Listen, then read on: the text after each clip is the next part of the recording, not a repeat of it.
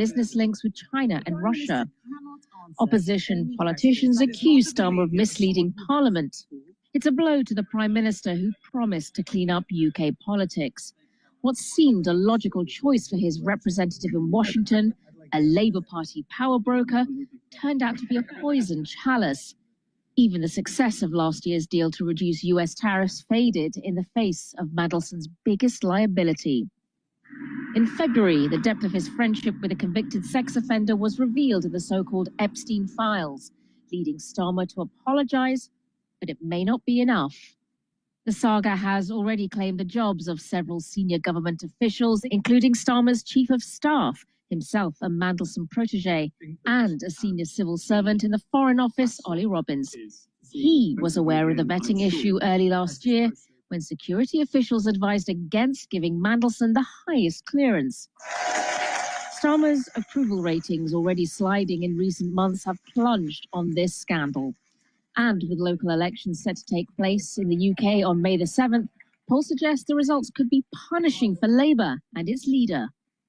The political danger for Keir Starmer is clear. If he did know about the issues with vetting, then his credibility is in trouble. And if he didn't, well, that casts doubt over his own authority and control over his government. Sonia Gallego, Al Jazeera, London. Well, let's speak now to Jonah Hull. He's in London following the story for us. Jonah, good to see you. So Keir Starmer is expected to make a formal statement in Parliament in the coming hours. What are we expecting to hear from the Prime Minister? Well, we expect to see Keir Starmer stand up in Parliament behind me there in front of MPs and deliver what he's described as the full picture over quite how and why he was kept in the dark and therefore they were kept in the dark about this whole Mandelson security vetting affair, that he failed his security vetting for the post of US ambassador in Washington at the end of 2024. Civil service officials in the Foreign Office then overturned that judgment about his suitability for the job and allowed the appointment to go ahead.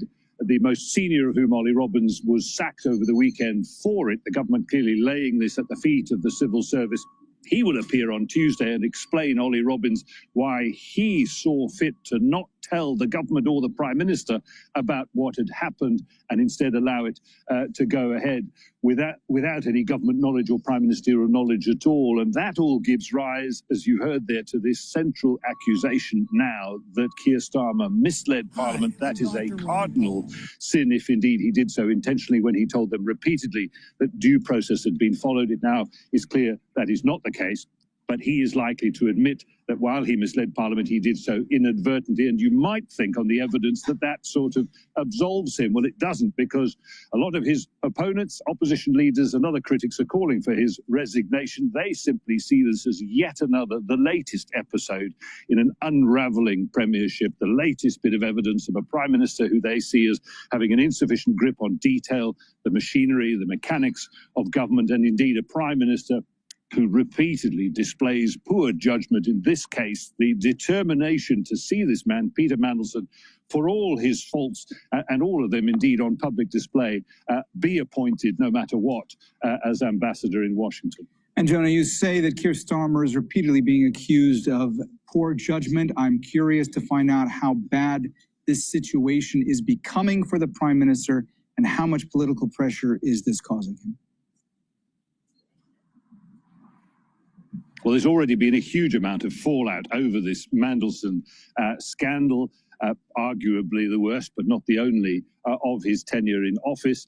You may remember in February last year, it was widely thought he was about to be ousted by his own cabinet colleagues over revelations that he knew more than he'd said about the depth of the friendship between Mandelson and the convicted sex offender Jeffrey Epstein. That, for all sorts of internal political reasons, ebbed away. His stock has risen over his handling of the war in Iran, his refusal to get involved on the side of the United States. But again, this reopening of the Mandelson case just shines a spotlight again on what, as I say, many people see as repeat mistakes, repeat poor judgment, weakness in office. And with local elections around the corner expected to be extremely bad for Labour, this may be the moment when faith and trust in Keir Starmer really begins to ebb fatally away. That's Al Jazeera's Jonah Hull live for us from London. Jonah, thanks so much for unpacking all that for us. Japan has withdrawn a tsunami warning after a magnitude 7.5 earthquake struck off the northern coast. Emergency services briefly urged more than 128,000 people in 3 prefectures to move to higher ground. There were no reports of immediate damage. Some bullet train services had to stop after the powerful tremor. A gunman in the U.S. state of Louisiana has killed 8 children, including 7 of his own. The victims were aged 1 to 14. Police killed the gunman after a chase. Dmitry Medvedenko reports. Residents of Shreveport, Louisiana, say they're stunned and devastated by a violent mass shooting that woke them up early on Sunday. The police say Shamar Elkins shot the mother of his children, wounding her, and then drove to the house where his children lived and went on a shooting spree. He killed 7 of his own children, another child, and wounded another woman. The youngest child was only 18 months old. Media reports say Elkins and his partner were going through a bad breakup. This is entirely a domestic incident. So the suspect shot the mother of the child children first, then responded to this location and shot 8 children, 7 of which being his own. There was an additional child at this residence that was not akin to him. However, we're still working on relationships and whose parents are whose, but it's a very hectic scene. There's a lot to investigate, a lot to unpack, and we want to do the best we can to come up with a clear timeline, a clear reasoning, even though cases like this, the reasoning will never be fully understood. Police said some of the children were trying to flee through the side door, now riddled with bullet holes. Elkins then hijacked a car at gunpoint and drove off, but was chased and killed after a police pursuit. The city's mayor said nothing like this has ever happened here. I think the community is in the process of gathering together. You see lots of people on the street here that are gathering for prayer and mutual support, and that's what communities need to do in this circumstance. This is the worst mass shooting the U.S. has seen since January 2024. Last year alone, the country saw more than 400 mass shootings where at least 4 people were killed or injured in every event. Dmitry Medvedenko, Al Jazeera. Supporters of Peruvian presidential candidate Rafael Lopez Aliaga are calling for election results to be annulled, alleging fraud. While international observers noted some irregularities. It's hard to communicate this to many a politician, but if you want lower interest rates, don't push for lower interest rates is usually the best way of getting lower interest rates. Doesn't work. That's not a good pundit talking point. And honestly, on Instagram, that really just wouldn't fly, John. You know, he uses truth on Instagram. They want to clip those little videos. Yeah, exactly. They're going to be like, if you want to hike, you lower rates. It doesn't really work. Coming up tomorrow, Chris Ferrone of Strategas, Andrew Sheets of Morgan Stanley, Savita Subramaniam of Bank of America, and Dana Peterson at the Conference Board from New York City this morning. Good morning. Thank you for choosing Bloomberg TV. This was Bloomberg Surveillance. Welcome to the world of decentralized finance. Why is it that NFTs have not recovered in the same way that, say, Bitcoin has? Bloomberg is covering all things crypto. It's a pretty spectacular story. The people. This is the future. This is the 21st century economy. The transactions. It snapped up nearly $1 billion of Bitcoin. And the technology. We need to build a digital Fort Knox. That gives people financial freedom, and that's a wonderful thing. That's extraordinary. We ride the wave that is Bitcoin. Bloomberg Crypto, only on Bloomberg.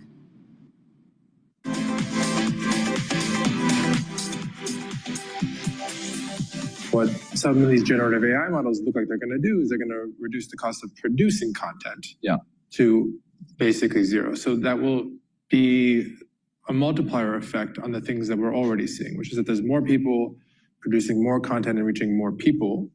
And there's a lot of good and bad that comes downstream from that. I don't know if you can break down what the average person is seeing right now in terms of stuff that's AI generated versus, maybe more traditional human generated, but what's that going to look like in a year or in 5 years? There's actually a lot of hybrid content, and too often we talk about synthetic content and organic content and never the shoe shall meet, but there's a lot of content where AI is part of the workflow, right? Like you might not even know it. It might be whatever app you're using to do color correction might be using models to do so. Stamp tool and Photoshop. Hello, this is Dr. Paul Cottrell, and we are live streaming on Rumble, and YouTube. I set up the mic today, so hopefully you're happy with the audio. Please help support the work that I do by making sure that you subscribe to all the channels. You can subscribe to YouTube, Brighteon, Bitchute, and Rumble. You can also subscribe to my Substack, TikTok, Patreon, X, and GETTR channels. If you like the content that I create, all this is for free. Please help support the work by sharing the links, making sure you subscribe, make sure that you hit the thumbs up, and go to my store, the-studio-reykjavik.com. I have a lot of great products on my store. I have ebooks, supplements, and course material on immunology and pulmonology. So with that, please help support the work that I do. You can also donate on Stripe, PayPal, or buy me a coffee on my website. You can be a paid member to my Patreon channel and my Substack channel. All these videos I do are for free, so please help support the work that I do. Greatly appreciate it. So we're going to go over the news today. The markets are going to be opening up in about 30 minutes or so. We have the futures for the S&P 500 down right now. It's at 7,137. It's down about 24 points, so I suspect that the morning session is going to be down today. Oil is trading now at $87 a barrel, and natural gas is trading at 2.7. So on Friday, we had a major sell-off in oil and a decent rally in equities. But unfortunately, the ceasefire seems to be breaking down in the Middle East. What happened was later in the day, the Iranians were disagreeing with what Trump was saying, and throughout the weekend, the United States ended up boarding a tanker, hitting a tanker that broke the blockade or failed to listen to the warnings of the blockade. The United States hit the engine room and then boarded the tanker. So that's what's happening here. So in the Asian session, oil jumped up from about $82 a barrel for WTI to about over $90 a barrel, and then started drifting down a little bit. And now it's trading at 87, the 87 handle. So the question is, will the ceasefire truly fail or not? Supposedly, the United States is going to be sending our delegation team into Pakistan to try to seal a deal. But it doesn't look like the Iranians are really being honest about wanting to de-escalate and moving forward with the ceasefire. So it seems to me that the United States is going to most likely hit Iran with some sort of kinetic event. Now the question is will it be the Marines? Will it be airborne? Will it just be airstrikes? Who knows? But the probability of hitting infrastructure in Iran, like bridges and energy facilities, that probability is increasing. So with that, I think the energy markets are definitely going to be a problem. So please help support the work that I do by going to my website and purchasing the great products that I offer. I have structural nanosilver drops and lozenges. You can get the lozenges in Manuka honey and also in orange splash. Now these lozenges are larger than the drops, very high quality. They're made from structural nanosilver. I also have the drops in honey and lemon and in cherry flavor.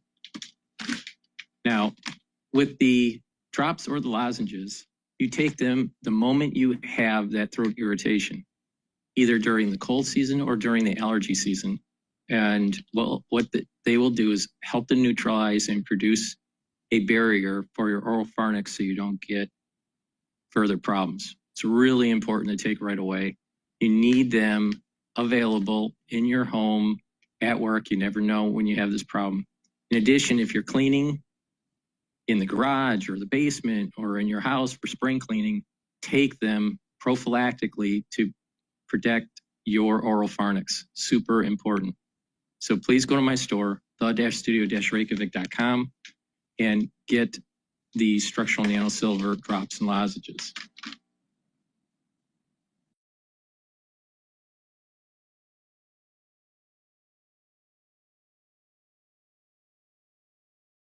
I also have digestive enzyme complex. Digestive enzyme complex will help to break up carbohydrates, proteins, and lipids and reduce the load on your pancreas. Super important.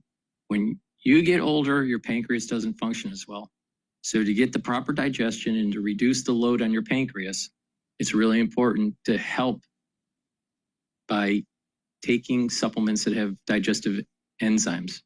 This will help to break up your food, help you to absorb it, and digestive enzyme complex has bromelain in it, which will help to break up clots. So please go to my store, get the digestive enzyme complex, help the health of your pancreas. It's super important. And you'll be able to digest your food easier. And lastly, olive leaf extract. Olive leaf extract is dual purpose. It's going to help to boost up your immune system and help with your cardiovascular system. How it works is that it brings down inflammation and it helps to control your lipid profile. It'll help to lower LDL levels and increase your HDL levels. And with proper diet and exercise and taking the olive leaf extract, you're helping two major systems in your body, cardiovascular and your immune system. Now, when you improve your cardiovascular system, you're getting better blood perfusion to your organs. So your organs will perform better, especially your brain. So it's really important to improve your organ systems for brain health. So please go to my store, the-studio-reykjavik.com, and get the olive leaf extract.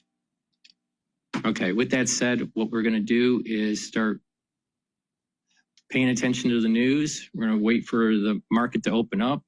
Again, the S&P 500 futures are down 23 points. They're trading at 7,138. I have a year-end target of 7,400 to 7,800 for the S&P 500. If you want a little bit more detail about market analysis, please take a look at my publication that I produced on Sunday. That goes over the S&P 500, the Treasury market, the oil market, some of the volatility indexes, so you get a better idea of the mosaic of what I'm seeing. So what we're going to do is listen into Bloomberg at the moment here. They're making it through about these cargoes that are so important to especially Asia and European infrastructure. Are we getting any oil? Not really. There was one super tanker carrying about 2 million barrels of crude that managed to sneak out on Saturday during that brief period where the strait was apparently open. One much smaller tanker of crude, about 700,000 barrels, also made it out. Those are the only two cargoes of crude that have made it out in the past week. And there's no sign of anything moving at the moment. As you said, Iran has closed the strait again. What would it take? I mean, Julian, even if that announcement on Friday were to have held, what would it take to give ships even the confidence to get through the Strait of Hormuz? Well, I think if you looked at what happened immediately after the statement was made by the Iranian foreign minister that ships would be allowed through the strait, there was a very significant movement of ships heading north from the United Arab Emirates into the Strait of Hormuz. But then everything changed and they got to sort of the most northerly point in the strait, and they were halted and turned back by the Iranian military. So there clearly was enough comfort among a significant number of ship owners, probably not everybody, to start moving as soon as they were given the green light by Iran. And so I think if some kind of a deal could hold, we would start to see ships moving out of the Persian Gulf. How many we would see going back in again, I'm not sure. That would be, I think, an added degree of risk, because you're effectively taking your ship into a closed area of water on the assumption that it will still be able to get out again in 4 days, a week's time. And at the moment, the way everything is changing so quickly, nobody has that kind of confidence, I think. Julian, thank you very much for joining us. Bloomberg's Julian Lee. And in the next hour, we're going to hear from Eurasia Group President Ian Bremmer. That will be at 10:30 a.m. New York time. So stay with us for that conversation. In the meantime, top strategists. If the ones that are watching the telemetry feed on my YouTube or my website live stream, you'll notice that there's a drop in oil now. It's at $86.23. And UCO, the ETF that with long oil, has also dropped. But I don't see any news specifically about why that is. From the S&P 500 EPS growth. We don't see that right now. We see Brent at near $85 per barrel. And we see that earnings estimates are going up. The rule of thumb is traders keep saying that, that will not impact, demand, that will not impact margins. And the 13% earnings growth estimate for the first quarter earnings of the S&P 500 would be the 6th consecutive quarter of double-digit gains. So we're talking about really strong fundamentals and really strong corporate America. So basically, oil doesn't start to break the bull case until it's over 110 for the remainder of the year. Right. So significantly over, or over for a much longer period of time. Are we seeing repositioning, though? I mean, are traders really going into? There's a great story on the Bloomberg today about that we need to be positioning into energy, into defense, into like these ProSec trades, as Peter Cheer calls them from Academy Securities. Are you seeing that? Yeah, absolutely. We're seeing the MSCI global equity indexes. The sectors that are up the most this year are related to energy, are related to natural metals. So yes, AI becomes, this front and center as, earnings estimates are going up. At the same time, we're seeing traders reposition, because it's not all just about the AI trade. It's about national defense. It's about security. The aerospace and defense sectors are going up. So it's a double-edged sword at this point. Yes, AI and tech is still the game of the town, but also some of the neglected areas are doing really well right now. All right, Elena, thanks very much for joining us. Elena Papina runs our stocks team for Bloomberg News in this building. Check on markets right now. We're looking at S&P futures that are lower, but only about 0.3% after a pretty massive rally on Friday. Interesting that investors were willing to hold risk through the weekend. You would have thought they would be concerned that something bad would happen, and something bad did happen, and yet it's not really hurting futures much at all. It's not, I was on Bloomberg this past weekend, and I was speaking with Christina Ruffini, and she was like, stocks have gone up so much, and now we have this news about the Strait of Hormuz being closed in. We're probably going to get a massive sell-off on Monday, right? And I was like, I doubt it. I doubt it. We're pricing in the path to peace. That's enough, not actual peace itself. Yeah, traders clearly looking through this. You have, again, the rally in oil, but it's not really huge compared to what we've seen of late, right? We had seen at one point Brent go to 120 in the depth of this crisis, and we're only trading at less than 95 right now. Let's get a look at some of the individual stocks on our radar. Adobe will team up with Microsoft, Anthropic, OpenAI, and NVIDIA to power an AI agent for business. They're all going to work together. I don't think they left off a single name. All right, what we're going to do is listen to Al Jazeera here about the Marines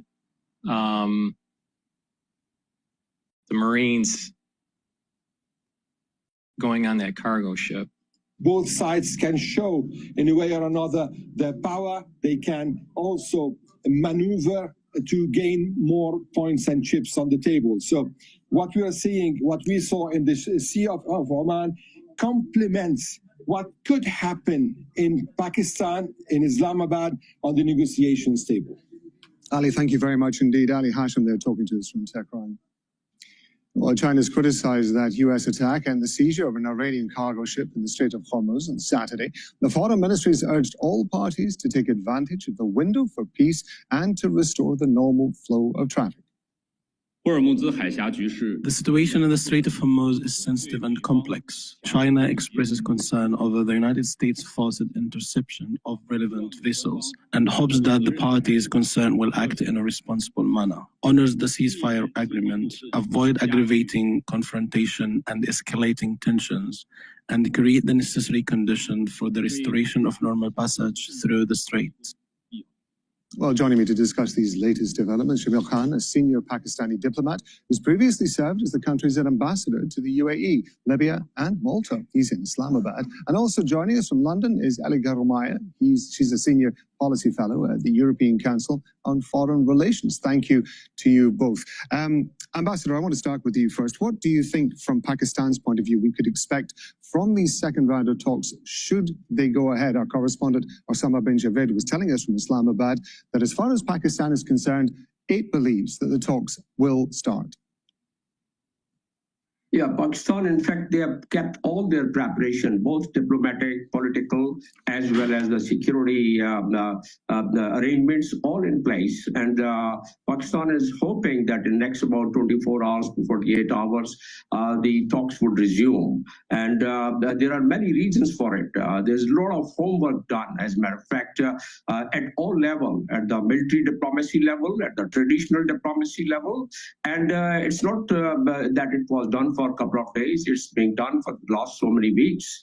And one more thing I would like to underscore, that Pakistan and Iran, we have very deep-rooted relations. And some of our officials here in our organizations and institutions, they have very good relations with the Iranian leadership, and both at the backtrack, the back channel diplomacy, as well as at the level that we see every day, the efforts of Pakistan, which it is making at its Chief of the Defense Forces level, and also at the Prime Minister level. So with all these factors in mind, we in Pakistan here, and I'm also at the moment in Islamabad, and after having met certain people at the leadership level, I still feel that there is very intense discussions going on between Iranian leadership and of all institutions there, and the Pakistani the leadership, both in the military institutions as well as the civilian institutions. And therefore, we are having a very strong hope. Even the hotels which have been vacated for housing and hosting the guests from Iran. And okay, I'm gonna pivot over to the U.S. news about the Iranian ship seized.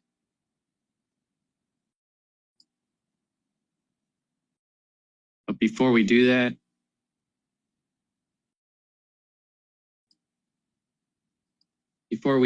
please go to my store, the-studio-reykjavik.com, and get the C60. C60 is a very strong antioxidant. It is 1,000 times stronger than vitamin C.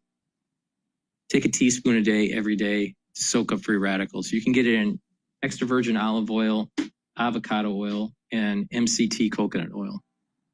You can get it in a 2-ounce, a 4-ounce, or an 8-ounce configuration. By soaking up free radicals, you're reducing stress in your cells, you're reducing inflammation, you're soaking up free radicals, you're improving the health of your mitochondria, you'll have more energy, you'll have more ATP, your tissues will perform better, your endocrine system, your immune system will improve, your glands will improve, your cardiovascular health will improve. Why? Because you're soaking up free radicals and reducing the concentration of oxidized LDL.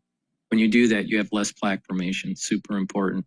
In addition, C60 also helps with brain function by improving the health of your neurons, boosting up the mitochondrial health, reducing inflammation, reducing stress in the neuron, and therefore your neurons will have better connection between each other, and therefore you will think faster and you'll have better memory. So please go to my store, the-studio-reykjavik.com, get the C60. Again, you can get it in a 2-ounce, a 4-ounce, or an 8-ounce configuration. It is cheaper per ounce to get the higher ounce configuration. Take a teaspoon a day, every day, preferably on an empty stomach, such as the morning. If you take this before a workout, you'll also notice that you're recovering from your workout quicker. So please go to my store, the-studio-reykjavik.com, get the C60, take it every day. It will also help the basal layer of your skin, so your skin's improved. Go to my store, the-studio-reykjavik.com. If you spend $100 or more, you get a free gift until supplies last. Make sure you use discount 5 and you get $5 off any order. My colleague, Bowen Kedrovich, for guiding you throughout the last several hours, bringing you any updates from big breaking news stories that we have been following, but also showcasing those live events. My name is Carla Lahara, and I will do the same. Let's pivot, though, from Pope Leo's visit and his tour across Africa and touch on one of the biggest stories of the day, and that continues to be possibly some peace talks between the U.S. and Iran happening today in Pakistan, though those talks are still up in the air. Bringing us out to a live image that we have at the Strait of Hormuz, this is courtesy of Marine Traffic. The Associated Press saying this: the U.S. attacked and seized an Iranian-flagged cargo ship it said had tried to evade its naval blockade near the Strait of Hormuz on Monday. It was the first interception since the U.S. blockade of Iranian ports began last week. Iran's Joint Military Command vowed to respond, throwing a fragile ceasefire into question days before it expires this Wednesday. Also, Iran on Monday offered a new death toll for the war, with its forensic chief saying at least 3,300 people have been killed in the conflict. Now, the figure came as the head of Iran's legal medicine organization said only 4 of the dead remain identified. President Trump just yesterday saying that U.S. negotiators will be in Pakistan today for another round of talks with Iran, but Iranian officials did not directly respond to his announcement. A 10-day ceasefire in Israel and Lebanon appears to be holding. Those are just some of the major bullet points there happening throughout the Middle East as this conflict continues. Some escalation can be seen. I do, though, want to stay focused here on the latest happenings at the Strait of Hormuz, because as we just mentioned, the U.S. did announce that it seized an Iranian-flagged cargo ship that it said had tried to evade its naval blockade near the Strait of Hormuz. Taking us out to a social media post courtesy of Rapid Response, but first, I want one from Reuters as well. It's one of the news outlets that's covering this very closely. They give a bit of a brief overview as to this entire situation that we're following closely. I'm going to bring that in just a second. Here it is. The U.S. military saying it fired on an Iranian-flagged cargo ship as the vessel sailed toward Iran's Bandar Abbas port. Iran's military said the ship had been traveling from China. A lot to get to this morning, so joining us next to talk about all of these developments is Rocky Weitz. He is a professor of practice of maritime studies at the Fletcher School at Tufts University. Rocky, good morning. Good to see you. Good morning. It's become a kind of a tradition. Every Monday you join us here just to recap everything that's happened over the week. And throughout the weekend, a lot of developments. So let's start with that major one that I just mentioned. So some outlets are reporting that U.S. seizure of the Iranian vessel, it is, quote, a notable escalation. So in your assessment, how big of a deal is this latest development when compared to the other things we've seen there in the Strait? Yeah. All right. Well, good question. So, yeah, it's been a very fluid situation, I would say, over the last 4 days. We saw oil prices really plummet on Friday when the Iranian foreign minister came out and said the Strait is open. But then the U.S. maintained its blockade. And then the Iranians came and said, well, then, we're going to continue blocking the Strait as well. And what we had here is, so the U.S. has blockaded now. We're entering week 2 of a naval blockade. And a naval blockade is an escalation by itself. It's considered an act of war under international maritime law. And essentially what we're doing here is enforcing the blockade. Most of the ships that have been faced by the U.S. Navy have turned around or avoided actual confrontation. This ship was different. It was coming in. It had been in China, Malaysia, coming in toward Bandar Abbas, which is a major port in the Strait of Hormuz. And for 6 hours, the U.S. kept telling it to stop or turn around. And then in the end, they fired 3 shots from their 5-inch gun and took out its propulsion system. So, and then after that, once it's dead in the water, they boarded a group of Marines And so now it's under U.S. control. So I do think it would be considered an escalation. And as we heard, the Iranians have said they're actually not coming to the negotiations, even though we're still sending our people. I think the negotiations probably will happen, but as I said at the very beginning, it's a very fluid situation. So we'll just have to see. It remains to be seen indeed. Speaking of, I want to showcase President Trump's social media post regarding that seizure of that vessel. So in case you haven't seen it, here it is. I'm going to read it in full. This was a statement from Sunday. He says, quote, "Today, an Iranian-flagged cargo ship named Tuska, nearly 900 feet long and weighing almost as much as an aircraft carrier, tried to get past our naval blockade, and it did not go well for them. The U.S. Navy guided missile destroyer USS Spurance intercepted the Tuska in the Gulf of Oman and gave them fair warning to stop. The Iranian crew refused to listen, so our neighbor's ship stopped them right in their tracks by blowing a hole in the engine room.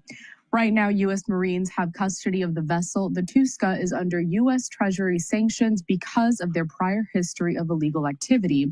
We have full custody of the ship and are seeing what's on board."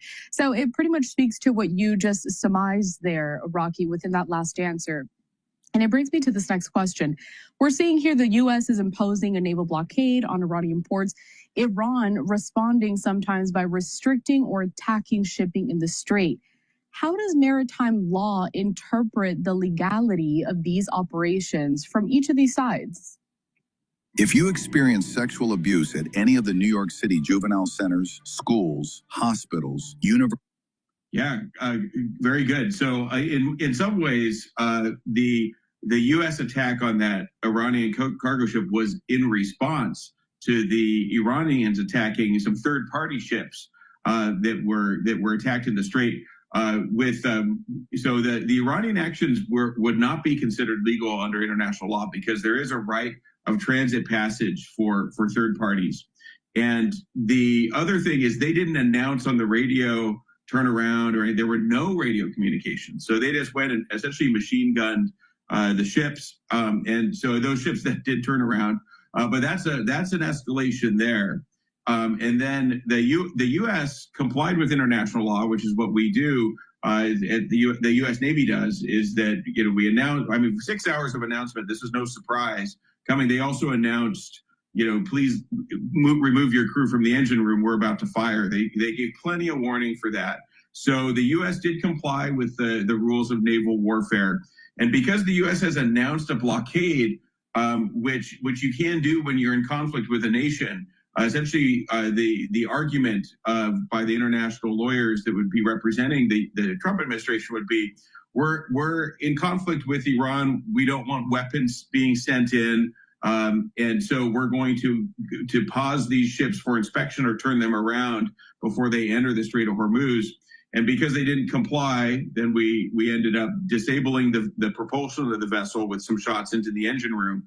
And now the Marines are inspecting the ship. That's going to be a little hard because it's a container ship and they have to unload some of the containers to get to the containers below. It's unclear where they'll do that. But I would say one last point. I think what we're witnessing, because I've studied Iran for 30 years, is that the leadership of the IRGC, or I'd say the third string of the leadership at this point, there's a division there. So the Iranian foreign minister came out and said, everything's okay, we're on track, essentially saying we're on track for a negotiated settlement of this dispute. I think this is a very good point that Rocky's mentioning here, that there's infighting that is happening within Iran, and that this is very similar to other episodes in Iran's modern history, post the Shah being overthrown by the Ayatollah. In that there's a secular part of the society, and there's also this more very orthodox version of Shiite fervor that's taking place in Iran. And because of that, I think Trump may be working with someone that is a little bit more moderate or maybe right of center in terms of their politics, but they're getting a lot of strain, a lot of stress and strain from the religious community within Iran. And so there's almost infighting. It's as if for Iran to really become a contributor to modern global economy, right? And not be just some, religious state. There needs to be a civil war that takes place within the country. And so we're maybe seeing the beginnings of that. In addition, the Saudis do not want the Shia religion taking hold because, one, the Saudis are surrounded. Hold on, I had a little bit of a. The Saudis are surrounded by different factions that are aligned to the Shia faith, like Yemen, 30% of the East Coast, the coastline that goes into the Persian Gulf. For Saudi Arabia, it has a Shia constituency. Then you have Iran, and you have Hezbollah and Hamas. There's this world this world cannot reach homeostasis until Iran solves their Shiite problem. They have too much control of the military apparatus. And you probably are seeing a group of people within the country wanting to have peace and align with the ceasefire and de-escalate, while you have another very strong constituency within Iran not wanting that and potentially is fighting internally in the country. So it's almost as if Iran needs to go through a civil war for really everyone to have this truly be resolved, right? The markets are open. So let me just do a quick update before we go back to the professor from Fletcher School. The S&P 500 is trading at 7,109. VIX is at 18.84. I was expecting VIX to be above 20, so I'm a little surprised at that. The Euro USD is trading at 117, so actually the dollar has gained a little bit relative to Friday. The Japanese yen is trading at 158.67. Bitcoin's trading at just below 55,000. I'm sorry, not 55, 75. It's trading at 75,000. And natural gas is trading at 2.687. It has been going down for the pre-market. And oil is trading at 85.76. So actually, things are relatively stable based on what happened over the weekend, which is a bit surprising. All right, we're going to continue with the professor from Fletcher School, Dr. Weitz. And then I think he was undermined by a rival group within the IRGC that sent those boats to go and shoot the vessels going through the strait, but not even trying really to comply with international law. So I hope that helps. Speaks to some of the conflicting messaging that we have seen throughout this entire scenario and how it plays out. I have a social media post here also. This is on X, courtesy of the Department of War Rapid Response. It just outlines it here, Rocky. It's quite long, but I do want to read the first point. It says U.S. forces operating in the Arabian Sea enforced naval blockade measures against an Iranian-flagged cargo vessel attempting to sail toward an Iranian port on April 19th. And then it kind of goes into the weeds of how this entire operation was conducted. Rocky, let's talk about what happens in these moments? So how do ship owners and operators, how do they make these real-time decisions in an environment that is not just sometimes inconsistent in terms of the messaging they get, but also pretty hostile? If you're a man who makes at least $150K a year and you feel self-conscious about your gut sticking out, I'll get you shredded or you won't pay it. This is a really tough situation for those commercial shipping companies. So they all do want to leave and get their product out. And they do have the reinsurance to do it. But that being said, just like when you have an insured car, you don't actually want to have to go through the insurance process. It's such a pain, right? So they don't want their ship disabled or sunk, or they don't want their crew hurt. So much of the shipping industry has been taking a wait-and-see approach. I think what really tells us is what happened on Friday. So on Friday, essentially you had a unified message from the Iranian foreign minister plus the Trump administration saying straits open. And we saw a bunch of ships start to go through, including some cruise ships, but also some oil tankers. And then the cruise ships were fast enough, they actually made it through. And then the tankers were attacked, and then they turned around. And so it's a very confused, conflicting situation. So I think what we're going to see for the next couple of days is probably a wait-and-see approach, which we've been seeing now for 50 days in the Strait of Hormuz. So we actually saw almost a record low of transits through the strait over the weekend. Almost no ships went through once those two ships were attacked by the IRGC group that attacked in the Strait of Hormuz. So they're kind of back in anchorage in the Gulf. There aren't many ships coming in either. I think they're all waiting outside to see what happens. And then, of course, we have the ceasefire deadline coming up on Wednesday local time, which is Tuesday our time. And so we'll see what happens there. But I think we're in kind of the final part of kind of a game of chicken, frankly, between the Trump administration and the Iranian negotiators. And we're going to just have to see if they can come to a deal under that time pressure or not. And if not, then whether the Trump administration gives an extension, says, oh, it's going okay, we just need a little more time. Or if negotiations are off, then I think we might see some U.S. military strikes, particularly around the Strait of Hormuz on that northern coastline in Iran, to try to disable some of these small boats that the Iranians had been hiding in caves. They were hard to get out, but we would send aircraft and maybe some Navy forces to really to try to set those back so that commercial shipping could at least pass through Omani waters, kind of at the far southern end of the Strait of Hormuz. So we'll see what happens. It's going to be an exciting week, I think.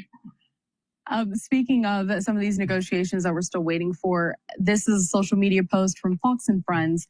It says, last chance, Iranians still haven't agreed to attend peace talks with the U.S. on Tuesday.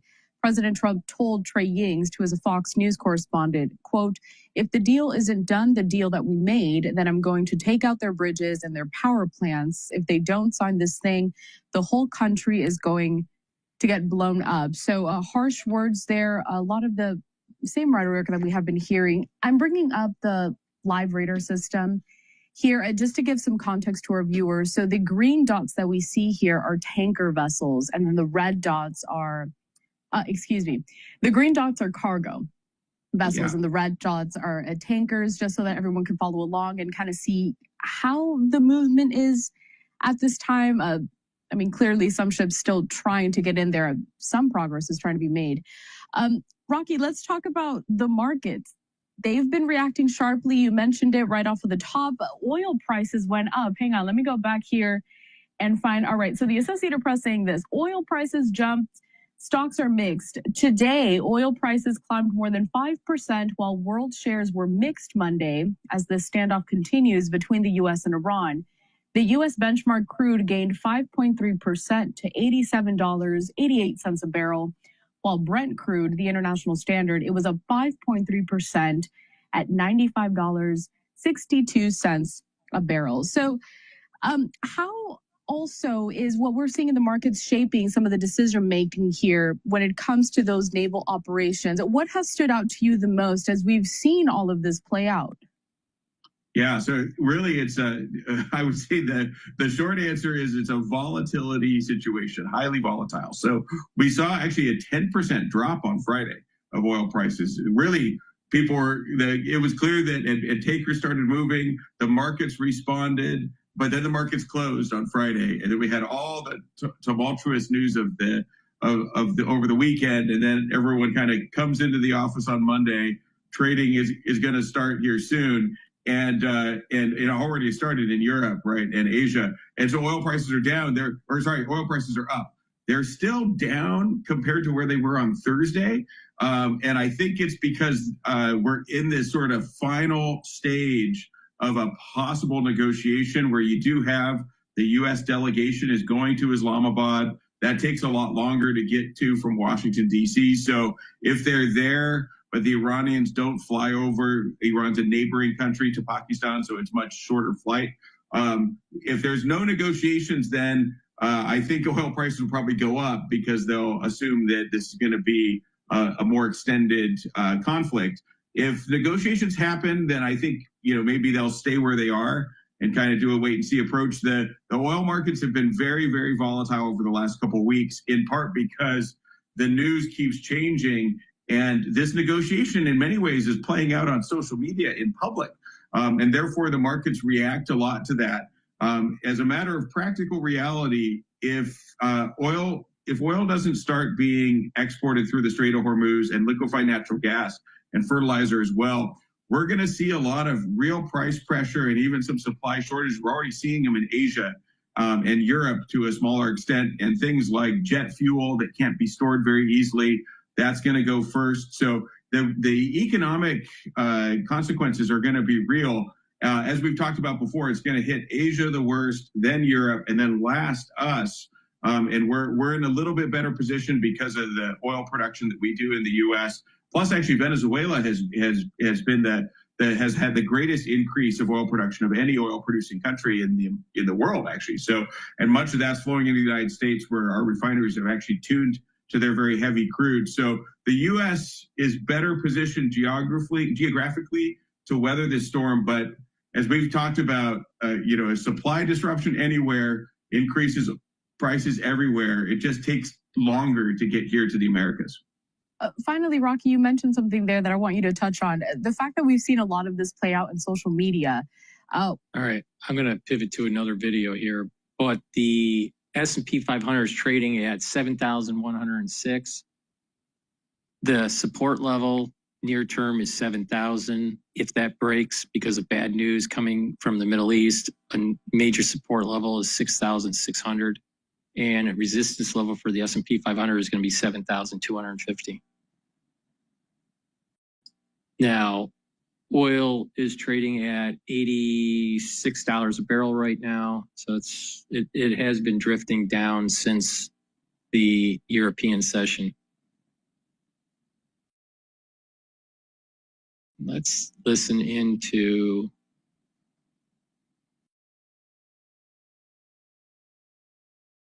Fox News about the U.S. Marines taking over Iranian ship after blowing up engine room.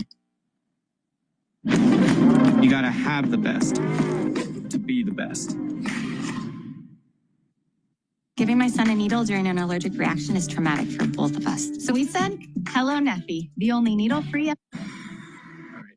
Before we start with that video clip, please go to my store, the-studio-reykjavik.com, and get the heirloom barley. Heirloom barley will help to bring down inflammation, help to soak up free radicals, and help to detoxify your body.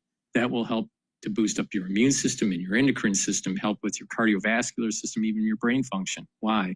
By soaking up free radicals, detoxing, and bringing down inflammation, you're allowing for your bodily systems to improve, to heal, to perform better. Super important.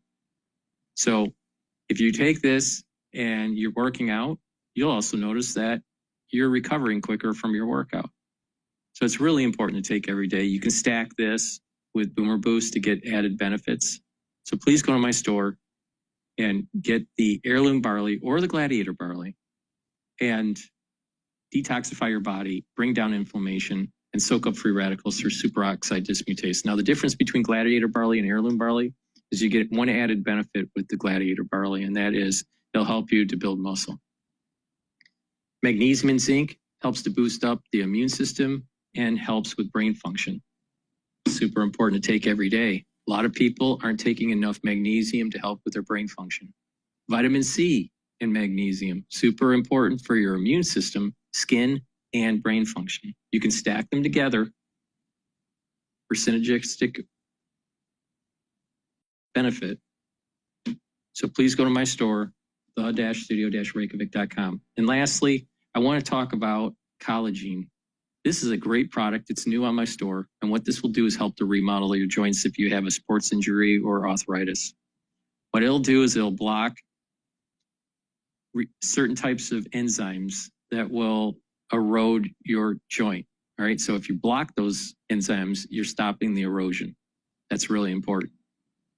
Secondly, it also blocks Ep4, which that enzyme produces inflammation. So you're blocking the inflammation. You're also blocking some pain receptors.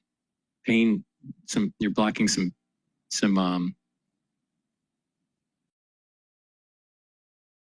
pain that is being generated from the erosion of your joint and that inflammation from that joint.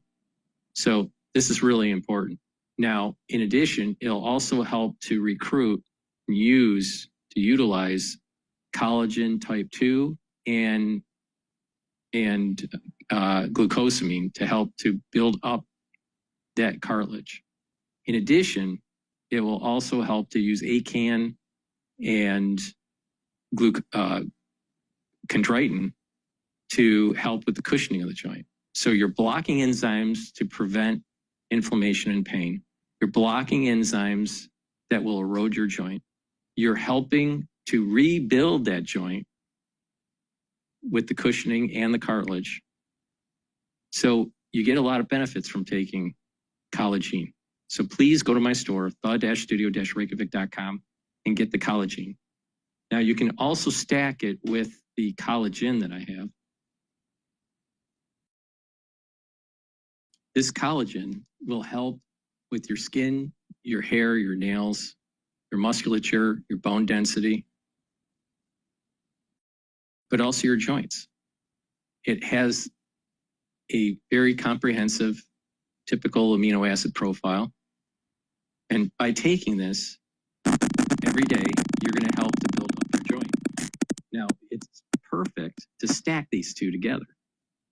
All right. So get the collagen and the collagen if you want to help to rebuild that joint. Now, the other part to rebuilding your joint is actually doing some light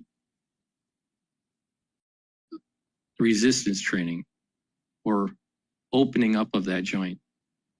So what you have to do is let's say you have an elbow issue, and when you extend the elbow, it hurts. Well, what you have to do is open up the elbow up to the point of pain and go a little bit beyond the pain, a little bit more, and hold it for about 20 seconds. And by doing that, you're training your body to slowly send signals to remodel. And over time, you'll be able to open it up more without pain. But it takes time. It takes a lot of time to do. To help speed that up, by taking the collagen and the collagen, you're going to be able to help to remodel that joint and improve it. Now, again, you can do this for a sports injury. You can also do this for arthritis. But the earlier you deal with this issue, the better. Because over time, if you don't try to remodel that joint by exercise and remodel that joint by taking the proper supplementation, what will happen is those enzymes, MMP3 and MMP13, will erode the joint. And that inflammation continue to erode the joint. So you want to keep the inflammation down. This is the reason why taking a lot of these supplements that will bring down that inflammation are really important. But also you need the ingredients and the supplementation that help along the remodeling of the joint. So please go to my store, the-studio-reykjavik.com, get the collagen, it's a month's supply, get the collagen, take it every day, do these little exercises that I just mentioned. And by doing this, you'll be able to slowly improve your joint. The earlier that you do this, the better. So please go to my store, the-studio-reykjavik.com. Make sure you use discount 5. You get $5 off any order, all caps, discount 5. If you spend $100 or more, you get a free gift until supplies last. All right, back to war. Today, U.S. officials are set to arrive in Pakistan for a new round of peace talks led by the Vice President, J.D. Vance. But Iran is reportedly refusing to come to the table. So this all comes as Tehran vows retaliation after the United States seized one of their ships in the Strait of Hormuz. Our chief foreign correspondent, Trey Yinks, joins us from Tel Aviv with the latest this morning. Hey, Trey.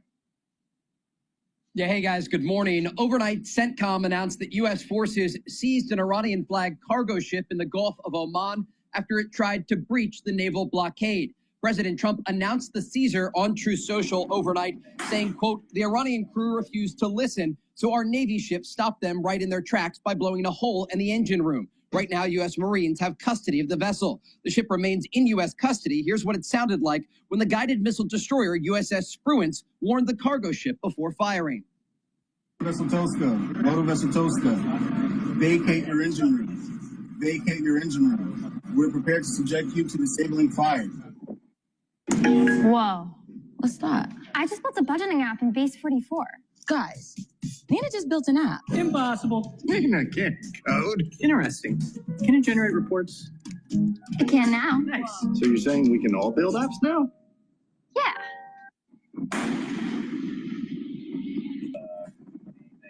At least 24 other vessels were turned around over the weekend, complying with U.S. orders. The incident came 24 hours after Iran's IRGC fired on 2 vessels trying to pass through the Strait of Hormuz in violation of the ceasefire. Now the question remains if a broader agreement will be reached this week. The ceasefire is set to expire in less than 48 hours. I spoke with President Trump over the weekend, who told me if the deal isn't done, the deal that we made, then I'm going to take out their bridges and their power plants. He went on to say, if they don't sign this thing, the whole country is going to get blown up. Now, Iran's foreign ministry spokesperson today held a press conference saying the Iranians have not yet agreed to talks on Tuesday and that they are currently reviewing U.S. proposals. Guys? So there's a chance, Trey, that we have a vice president going 18 hours to Pakistan to meet with an empty room. Yes. At this point, the Iranians say they've not yet agreed to attend these talks on Tuesday. And overnight, state media was saying the talks weren't even going to take place. The Iranians have played these games before and then ultimately showed up at the negotiating table. But this is largely considered the last chance for the Iranians. When I spoke with the president over the weekend, he was very clear. They are going to sign on the dotted line, or he's going to target their bridges and power plants. And it's a decision that Iranian officials have to make. And I'm told by regional sources today there is a divide among Iranian leadership about what to do and whether or not to call the president's bluff. But the president isn't bluffing. This is a very similar situation that we saw before Operation Epic Fury began. The United States is giving the Iranians an off-ramp here, a chance at diplomacy. And if they don't take it, the war is expected to resume. Guys? Trey, what's the latest with the U.S. Marines that did board that vessel in the middle of the ocean? Because we saw some video of them going down from the helicopter and landing on that vessel, the Iranian vessel. Are our men and women who are doing this, are they okay? Yeah, we understand that they're okay and they still have control of this Iranian flag cargo ship. This is a significant moment because it is an indication that if the Iranians try to test the U.S. naval blockade, their ships will be seized. And we talked about this. U.S. Marines boarding vessels. And this is exactly what happened yesterday when they tried to test the resolve of the U.S. Navy. We do know that at least 24 ships actually turned around and they heeded the warnings from U.S. forces in the region. But these warnings were very clear. They were put out over radios directly to the vessels saying that if you approach this line, this blockade, your ships will be seized. Warnings were even given to this cargo ship and they didn't heed the warnings. And ultimately this led to U.S. forces firing on the engine room of the vessel, stopped the vessel in its tracks, and then those U.S. forces boarded the cargo ship. All right, Trey Yanks, thanks so much. So it looks like the Iranians are playing games again. They said, the foreign minister spokesperson, that the United States hasn't learned from its past lessons. They're saying that they can't negotiate with the United States because they've been attacked during previous negotiations. And they're saying that the naval blockade was a violation of the ceasefire. Okay, whatever. But what worries me is that Pakistan is trying to convince the president of the United States to end the blockade because they feel like that's hurting negotiations. I'm sorry, that's just a non-starter. And if I'm the president of the United States, there's no way I'm sending the vice president to negotiate with these people. They're playing games, they're trying to delay, and it doesn't look like the leadership there has any control of the IRGC. They're attacking on their own right now. Well, you heard what the president said. They violated the blockade. So that's their first violation over the last 24 hours. And then the president's. And this is the point that I'm making. The IRGC seems to be, or at least factions within the IRGC, seems to be running roughshod to, some of the leaders that we're negotiating with. So that means that there's an internal struggle that's happening because of this overzealot Shiite philosophy that they have in Iran. Said, fine, I'll threaten to blow up the bridges. I'll threaten to blow up the power plants if no deal is made. Yeah, there's a new person in charge. It looks like the IRGC commander, Ahmed Vahidi, and other members of the inner circle have basically told the foreign minister to step back. So the foreign minister, as intransigent as he's been in the past, was considered less than a hardliner, but he was somebody looking for a grand bargain. The IRGC is not. So they're more fatalist. They actually want to go back to fighting. As far as I can tell, they want to go back to the fight.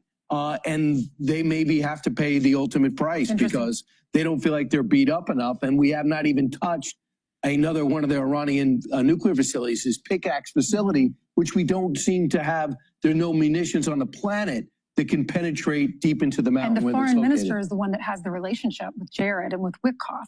He's been the one negotiating with them so far. I know that's maybe they're not happy with him. Yeah, I just think they have two ultimate goals. I think some of the political guys want to stop it now and see, do the best deal they can get. The RGC thinks they're winning. By surviving, they think they're winning, and then they'll solidify more support. Well, they also have disjointed leadership as well. You got the one person that's running the RGC, but they're also broken into these little militias. And so you have these people that are hardliners, and they want to fight to the very end. It's a suicide mission, but they don't care about it. It's unfortunate what's going to happen to the country their country as a result of their hatred in their heart. And what's even more unfortunate is to know that there are Americans here that live on our soil that are trying to help the Iranian government. There was a lady that was arrested, a female Iranian national arrested at LAX at the airport over the weekend. And the federal authorities say she's 44 years old. This happened Saturday night on suspicion of trafficking weapons on behalf of the Iranian government.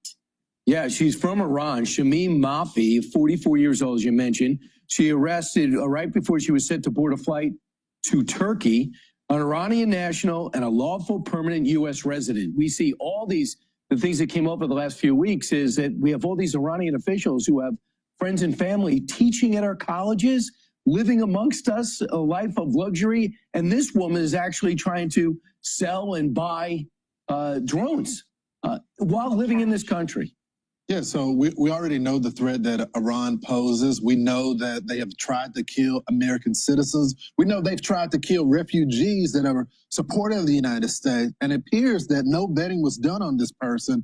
Kudos to the FBI, though, Ainsley, for being able to capture her before she completed her plan. Yeah, she's expected to appear in a U.S. district court this afternoon in L.A. She faces up to 20 years if she's convicted. She's an Iranian national, became a lawful permanent U.S. resident in 2016. You mentioned FBI. Here's Chris Swecker, former assistant FBI director. Penny, for your thoughts. Do you think I could retire early? Good question.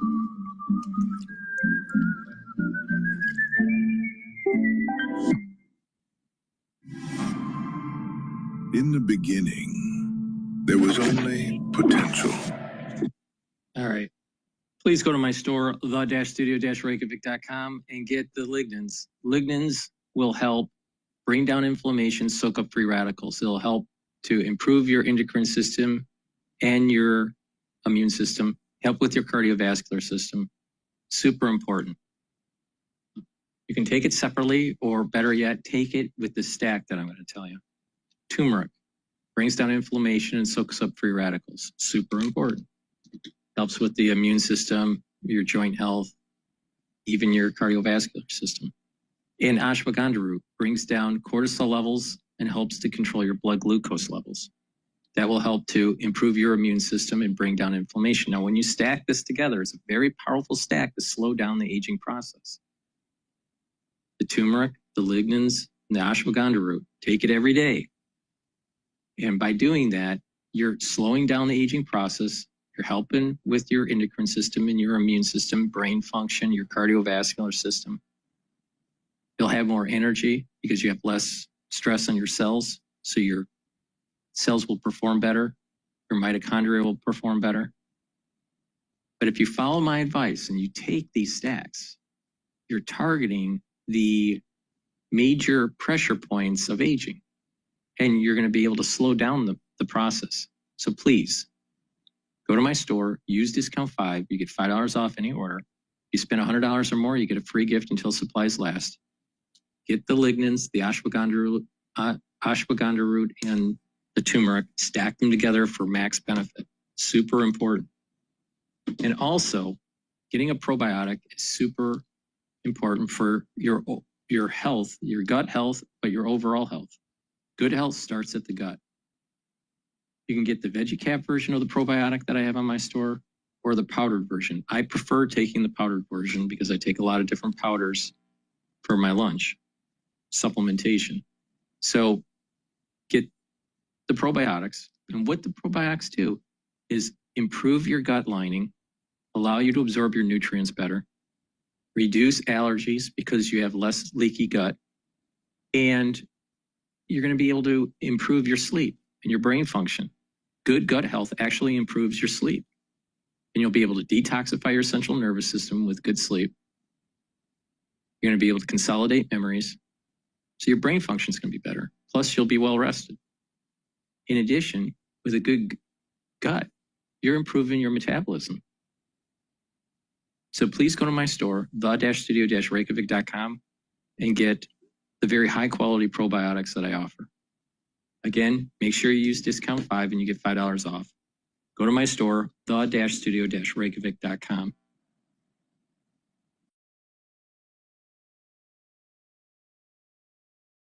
All right, let's listen into Maria Bartiromo. That's the sound of an American oil company hard at work. Want to be a part of it? Listen up. Hello, my name is Adam Ferrari, and I'm... Welcome back. More flare-ups over the weekend between the U.S. and Iran as questions loom about who is controlling the Strait of Hormuz and markets react. President Trump told me yesterday morning that Iran claiming to close the strait is inaccurate because the U.S. already closed the Strait of Hormuz with its naval blockade. Now, China is attempting to grow its stockpile of oil and gas with reports of a 2 million barrels a day surplus in the month of March.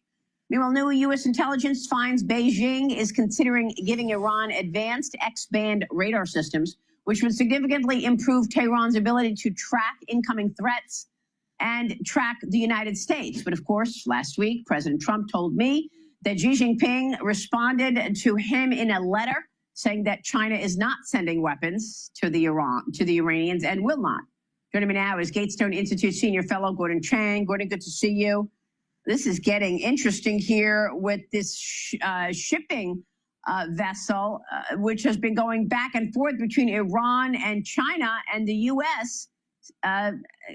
Boarded it last week. Your reaction to all of these new flare-ups over the weekend, Gordon? This was an important move, Maria, for the United States to seize that ship, because obviously it was headed for an Iranian port. That's a clear violation of the blockade as announced by President Trump. And it's an act of will that tells the world that the United States is as good as its word. And I'm sure that they heard that in Beijing. A lot of people say, the Chinese are playing this long game on the Iran war. Well, no. Xi Jinping is a very short-term ruler, acting irrationally most of the time. And we have a sense that essentially Xi Jinping doesn't have any cards to play. He cannot stop the United States. So this is very interesting. I think the war is working out well because President Trump has decided that he's going to win it. Yeah. And he said the other day in my interview that he's been so tough on Beijing. He talks a lot like, this is my good friend. I'm going to go have this meeting on May 14th. But at the same time, what he does is actually pretty tough in terms of what he's done with oil and gas from Iran to Venezuela to the comments on Cuba. What do you think about this meeting? If hostilities open again and re-emerge in the Persian Gulf and this agreement is not signed tonight, I wonder if the trip to Beijing is in question again, Gordon. What do you think? If the war is continuing by the middle of May, I don't think President Trump is going to want to go to Beijing because the political costs at home would be far too high. Clearly, China is an enemy combatant. It supplied that targeting satellite information to the Iranians. They allowed the Iranians to take over a Chinese satellite. We have seen these reports of Chinese weapons, including these supersonic anti-ship cruise missiles that the Iranians fired at the Abraham Lincoln at the end of last month. This report about passive radar and so many others. What Professor Chang is mentioning here is what I've been saying all along.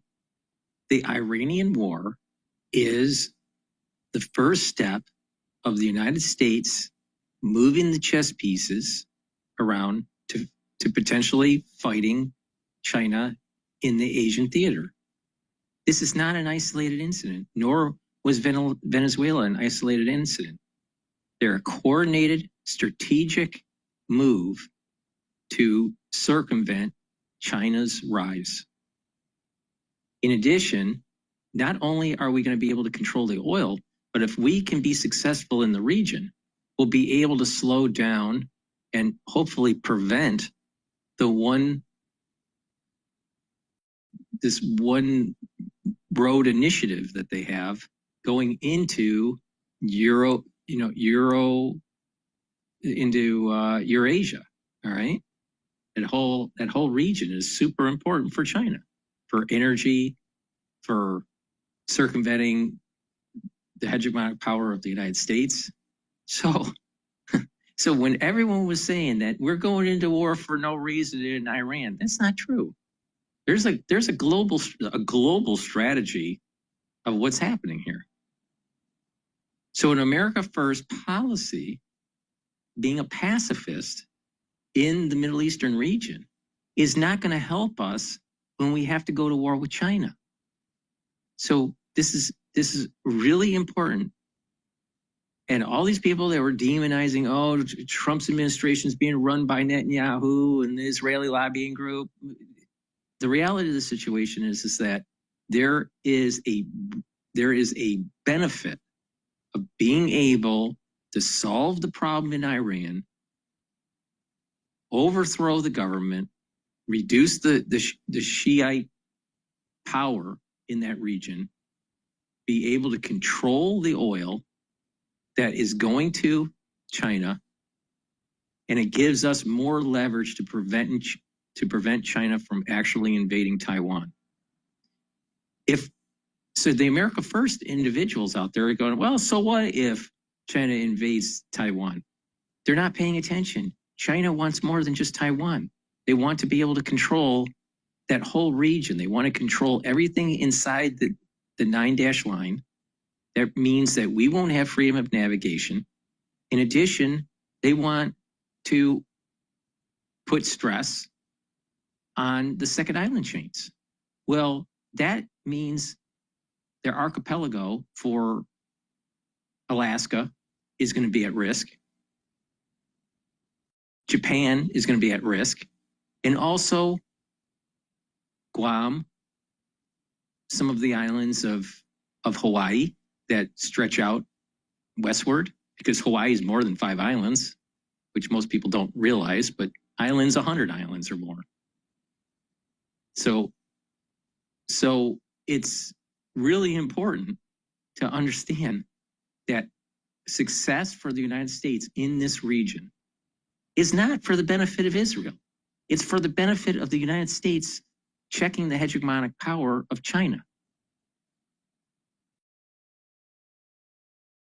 So China, clearly is on the other side, and President Trump, in the middle of a war, can't go to the capital of an enemy combatant. It's as simple as that. Yeah, that's right. Good point. Though, look, Gordon, we've got at this point the economies of all of these nations really seeing an impact. I mean, you've got to believe that President Trump is thinking about economic warfare here, squeezing Iran, and yet Beijing claims to record higher than expected or higher than anticipated growth. They say their GDP came in at 5% in the first quarter. That would be up from 4.5% the previous quarter. China's central bank is holding lending rates steady for an 11th straight month. Do you buy these numbers, first quarter GDP at 5%, even with the fact that they're getting squeezed on oil and gas from Iran, Gordon? No, I don't buy those numbers. First of all, they're not consistent with many underlying indicators. And also, they're not consistent with what the Chinese central government is doing. We saw in the last 10 days all of these rules that are meant to punish foreign companies that are leaving China. That's not the act of a government that is growing that has an economy that's growing at 5.0%. So, you look at all of this and you say the Chinese economy can't be growing that fast. And by the way, retail sales during the quarter up 2.4, exports up 2.5, but industrial output was up 6.1. And that suggests that if there was growth, it was because China was producing products that it could not sell either at home or abroad. That means there's going to be a buildup of inventory. That's a really bad thing for an economy. So I just don't buy the numbers that are coming out of China. They are just too good to be true. Yeah. Meanwhile, we are kicking off our AI week this week, Gordon, and just in time for our deep dive on artificial intelligence, we've got this video. A Chinese-built humanoid robot beat a human in Beijing's half marathon. Can you imagine? It completed the 13-mile race in 50 minutes and 26 seconds, roughly 7 minutes ahead of the human record. I don't want to see this guy on the battlefield, that's for sure. But what's your take on what China is doing with these humanoid robots? China is by far the world's leader in humanoid robots. And this half marathon yesterday was really unbelievable performance. These robots this year, they beat last year's record by 1 hour and 50 minutes, which shows you the remarkable improvement in the humanoid robots. You got to put this, though, in perspective, because China's high-tech manufacturing, according to official numbers, only accounts for 6% of China's GDP. So, yes, these robots are fun to watch. They are important, but they are not significant because the rest of the Chinese economy is a black hole. Yeah. Here's the president when I asked him about China and AI. Watch this. So should government have some safeguards? Should there be a kill switch for some of these AI agents? There should be. But let me say, we're leading in AI. We're leading China by a lot, actually. We're building plants that nobody ever imagined before. And it's going to be a tremendous, bigger than the internet. It's going to be tremendous.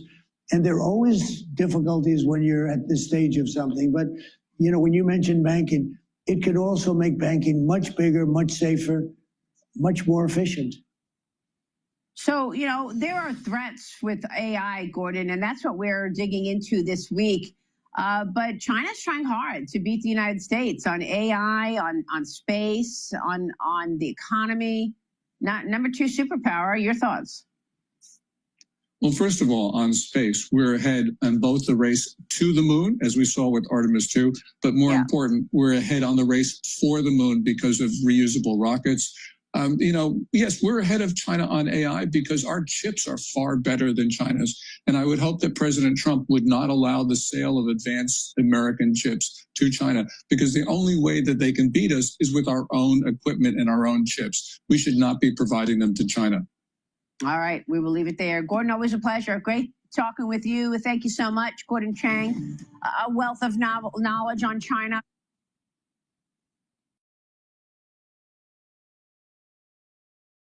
To our Stock Movers Report. Listen for 5-minute audio reports on the biggest winners and losers in the stock market. Subscribe to Stock Movers on Apple Podcasts, Spotify, or anywhere you listen here. Got a lot of stuff going on out there on the geopolitical front. News as we speak. I believe Vice President J.D. Vance is in the air, will land in Pakistan in a moment, and in terms of hours. So hopefully maybe get the... There is a deadline coming up. There is a deadline coming up. And so let's maybe get something done, because it was a tense weekend. It was, because we were supposed to have talks this weekend. That didn't pan out. Yep. And supposedly the Strait of Hormuz was open, but it may have been open for less than a day before Iran closed it once again. Let's check in with Golnar Mohtavali, Iran reporter for Bloomberg News. Golnar, what's the latest in your part of the world? Uh-oh. Golnar. We've had quite a few statements from the Iranians today. This morning, we've heard that kind of two different messages coming in. One, that the Iranians want to keep the door open for diplomacy. We had the President Pezeshkian say that Iran still believes that diplomacy is the only effective solution to the crisis and the conflict that's going on. At the same time, we've had a lot of pushback against any talk of the Iranians possibly joining these new round of talks in Islamabad. For the time being, we don't really know. We don't know whether the Iranians are going to turn up for those talks, but we just have to wait and see. Things are changing every day with this story, as you know, and we just have to watch the rhetoric very closely, right, hour by hour even. Yeah, the rhetoric from the U.S., as Paul mentioned, is that J.D. Vance, the vice president, is on his way, along with what people are calling Witkush, which is Steve Witkoff and Jared Kushner, the other representatives speaking on behalf of the U.S., while Iran has not yet committed to any discussions. In terms of who, Golnar, my question is, when it comes to Iran, who is calling the shots there? Is it the parliament speaker? Is it the foreign minister, who I believe on Friday posted on social media that the Strait of Hormuz was effectively open? Is it the IRGC, which controls the missiles and security forces and is patrolling the Strait of Hormuz? I think there's a lot of discussion right now about who's really making the decisions, whether there are rifts at the top of the leadership. I think there was a piece in The Economist that kind of tried to kind of flesh out this idea. And I think there's a danger of kind of simplifying what's happening at the very top of the leadership structure. We know that there's been a lot of reorganization, not just since this war started, when Ayatollah Khamenei, the supreme leader, was killed in the first Israeli airstrike on February 28th, but going back to the June war last year, that 12-day war. Because so many of Iran's top military commanders and also several of its senior officials connected to security were killed, both in June and in this latest war, Iran had to kind of very quickly readjust command and control and also the civilian government leadership infrastructure. And what happened in that restructuring was that there was a kind of compression, and there has been a compression of the military apparatus together with the civilian government, And so I think there's actually much more confluence between the IRGC and those senior officials who have been in civilian government for a long time. For instance, Mohammad Bagher Ghalibaf, much more than we think. So I think there is a danger of separating these two things out too much and trying to find rifts where they may not exist at the very high chain. Totally wrong. But I think what we can say is that we've definitely seen amongst regime supporters within the hardline political faction disagreement over whether to agree to a ceasefire and in the more medium to longer term, a permanent agreement or some kind of. The bottom line is this: the Shiites do not want to stop this. They believe in some sort of holy war. And the only way you fight that is killing them. You have to go and kill them. You can't do ceasefires, can't do peace agreements. This is only if Trump doesn't kill off the IRGC and the funding mechanism to Hezbollah and Hamas and doesn't help boot up some sort of constitutional republic in Iran, then this is kicking the can down the road for something much bigger. And unfortunately, we're going to have a president that won't be able to deal with it or is too scared to deal with it. Trump is our last hope on making sure that we solve the Iranian problem.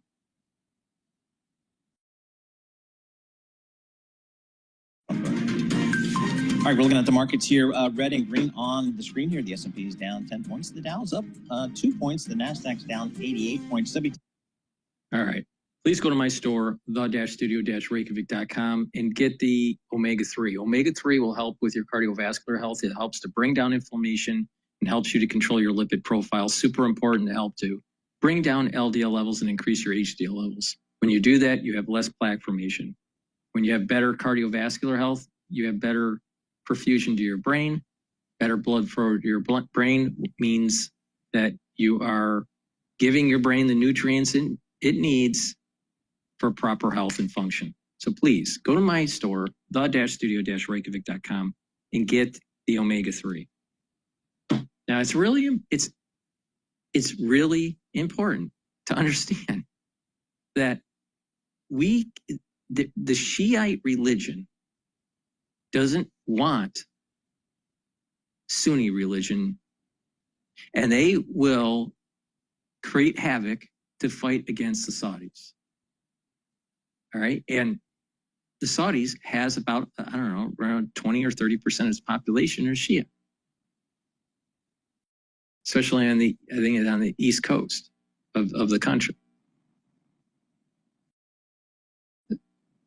So you have holy war that's going on top of using the oil revenues to fund terrorism in the region.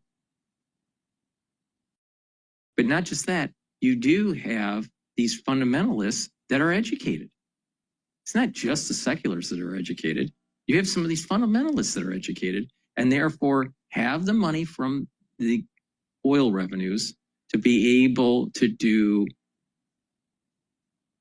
development of nuclear and other weapons of mass destruction. In addition, if you look at the history, the United States was aligned with Iraq back in the 80s to fight against Iran. Iraq used chemical weapons on the Iranians. So the Shiites have this historical memory of the 20th century that is allowing them to recruit into their belief system to fight against the West and to fight against the Sunnis. So this is a holy war. It's a combination of a holy war and a war against Western civilization. It's a combination of the two. Now, does it mean that the United States didn't make any mistakes going all the way back to the 1950s? Of course we made some mistakes. Same thing with the Saudis. The Saudis made mistakes too. And even the Israelis. But the point here is that we're not going to get a permanent ceasefire unless you absolutely destroy. You can't get permanent peace or a legitimate ceasefire unless you destroy this theocratic regime within Iran. So, I think there are fractures within the society where you have the leadership and the IRGC not aligned, and there's conflict there. Now, the leadership doesn't want to get overthrown by these zealots from the Shiite religion. So it seems to me that the leadership will capitulate, allow for the zealots to determine foreign policy. And this is going to just continue to escalate. Trump is going to have to hit. They're not going to be truly trying to negotiate a ceasefire and truly try to negotiate a de-escalation of violence in the region. The Shiites want the nuclear power, the nuclear weaponry, to be able to extend their terror on the Saudis and on Western civilization. You can't deal with these people. They're crazy. The only answer is to kill them. And Trump, he's a little afraid, the international community, blah, blah, blah, the cost. But the thing is that there's a holy war going on top of them attacking Western civilization. It's a combination of the two, is how I see it. But the only way to win it is complete destruction and absolute annihilation of that country's religious apparatus. Shiite religion in Iran has to be destroyed to a level where it can't reconstitute itself and have power. They're crazy. They'll never, ever grow up. Can you imagine, let's say, like a adolescent having nuclear power, having nuclear weapons? Of course not, because their brain isn't fully developed. This is the Shia religion. This is the same thing. They're adolescents.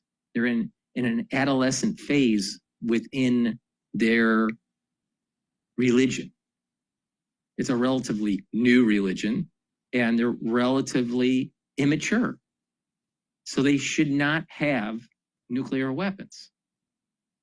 But you have all of these America First pacifists that say that we can't be in the region because it's not to the benefit of the United States.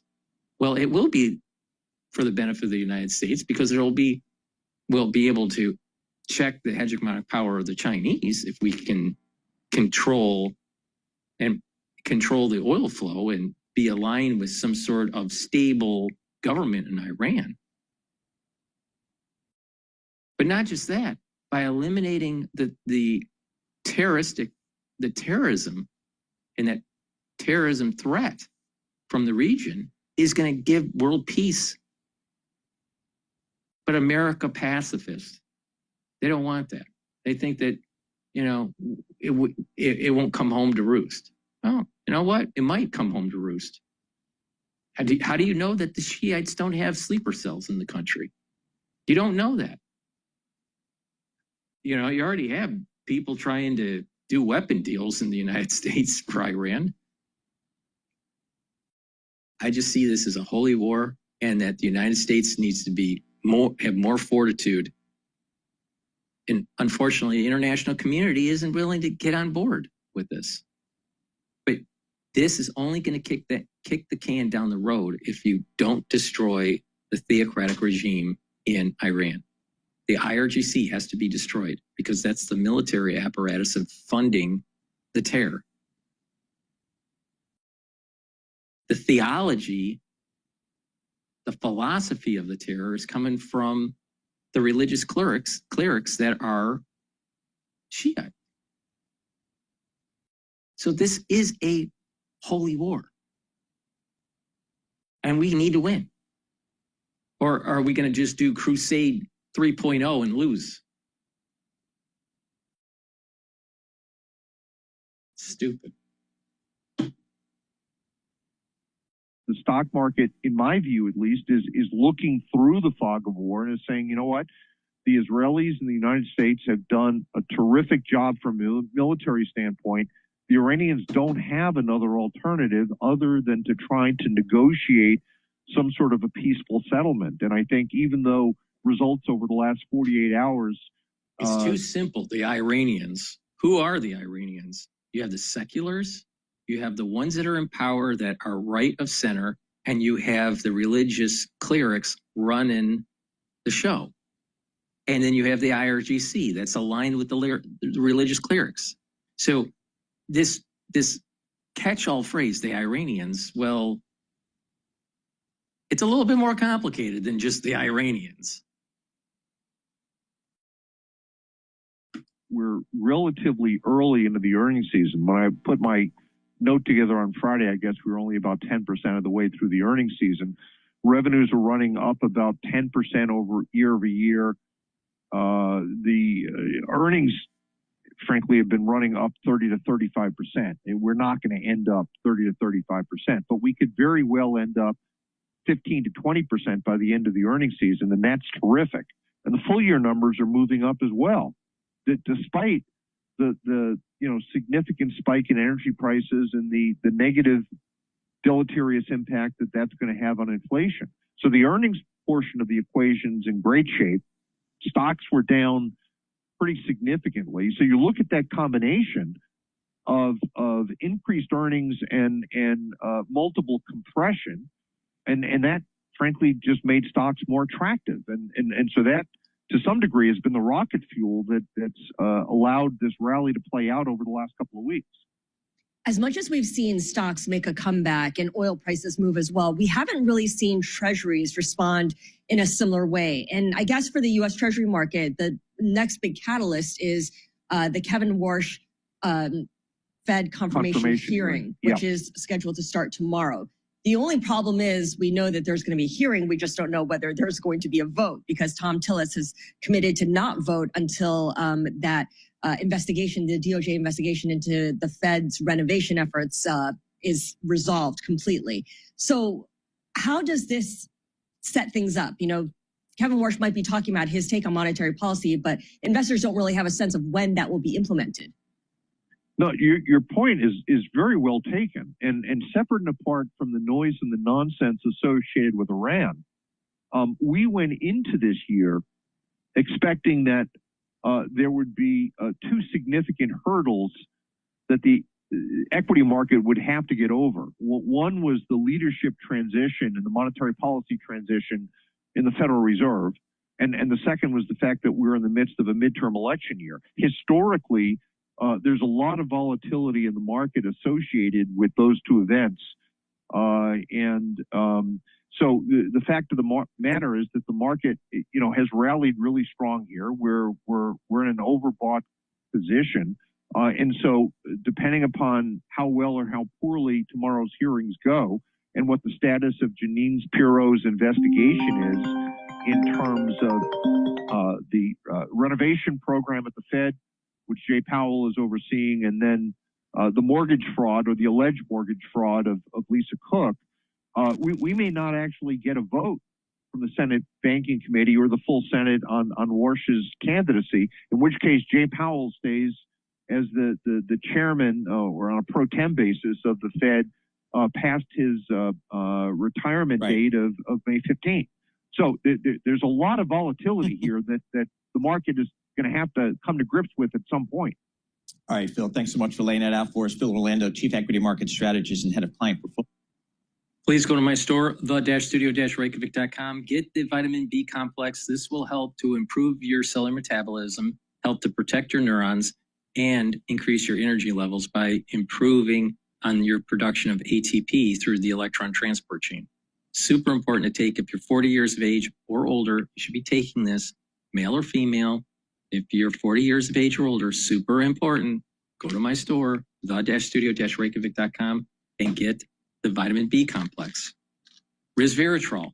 Resveratrol will help to get rid of senescent cells, will help with youthful gene expression, will also help with the health of your mitochondria so you have more energy, more ATP. Also, resveratrol stacks really well with C60 to improve your basal layer for your skin, so you look younger. So please go to my store, get the resveratrol, stack it with the C60 for max benefit. Slow down the aging process. You spend $100 or more, you get a free gift until supplies last. You use discount 5, guess what? You save $5 on any order. So please go to my store, the-studio-reykjavik.com.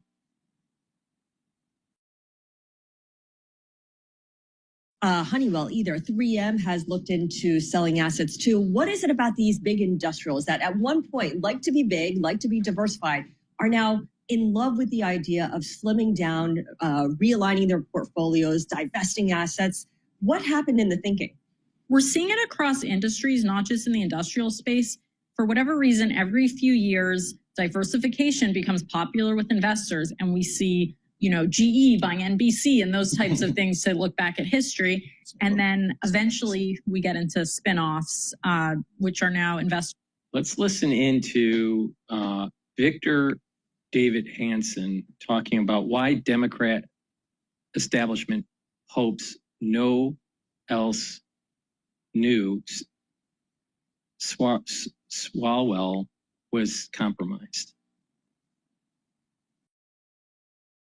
So let's listen into his take on, some of the corruption that's going on with Swalwell.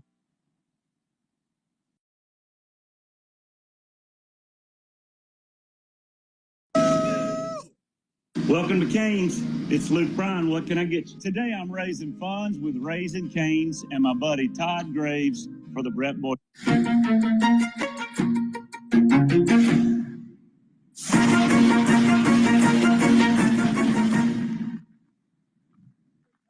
Hello, this is Victor Davis Hansen for the Daily Signal. Here in California, we're having a primary coming up in June. Since 2010 ballot initiative, we have so-called jungle primaries, where the top 2 vote getters, regardless of their party, will face off in the November election. Because we have an overwhelming Democratic registration majority, the Democrats pushed this 2010 ballot initiative with the idea that you would only have Democrats in the general election. And that's happened. And that happened with Eric Swalwell. So I'm going to talk a little bit about Eric Swalwell. He's been a 6-term congressman from Northern California, grew up in Dublin. He's a lawyer. He was in the first jungle primary, and he defeated the incumbent Representative Stark, I think his name was, and he's been there for almost well over 6 terms now. Who is he? He was very controversial. He's sort of rambunctious. He cuts these commercials about himself as an athlete. He was very vocal in Russian collusion, and he pounded that day after day that Donald Trump was a puppet of Vladimir Putin. He was on the House Intelligence Committee. He was a bitter foe of the chairman, Devin Nunes. He, if you remember, he allegedly got involved in a personal relationship with a Chinese consular official, or at least an ad hoc Chinese spy, political activist here in California. And he was on the House Intelligence Committee. Not only got involved with Fang Fang, as we knew her, but he hired one of her associates on his congressional staff. So he was under a lot of controversy. And finally, his partisanship and his dubious reliability to maintain secrets while on the House Intelligence Committee, after having this relationship with Fang Fang of some sort, he was removed. And now we see him, he's back in the news, and he's running for governor. And he is polling either 3rd or 4th. The top 2, believe it or not, are Republicans, Steve Hilton and Chad Bianco, the sheriff from Southern California. And then Eric Swalwell in many polls is 3rd, or he's neck and neck with Stephen Hilton. And suddenly, the perceived favorite, Kathleen Porter, another House representative, she had kind of imploded because of videos that showed her as a bully and screaming and yelling at various staff members, and pretty much becoming on film an unsavory character.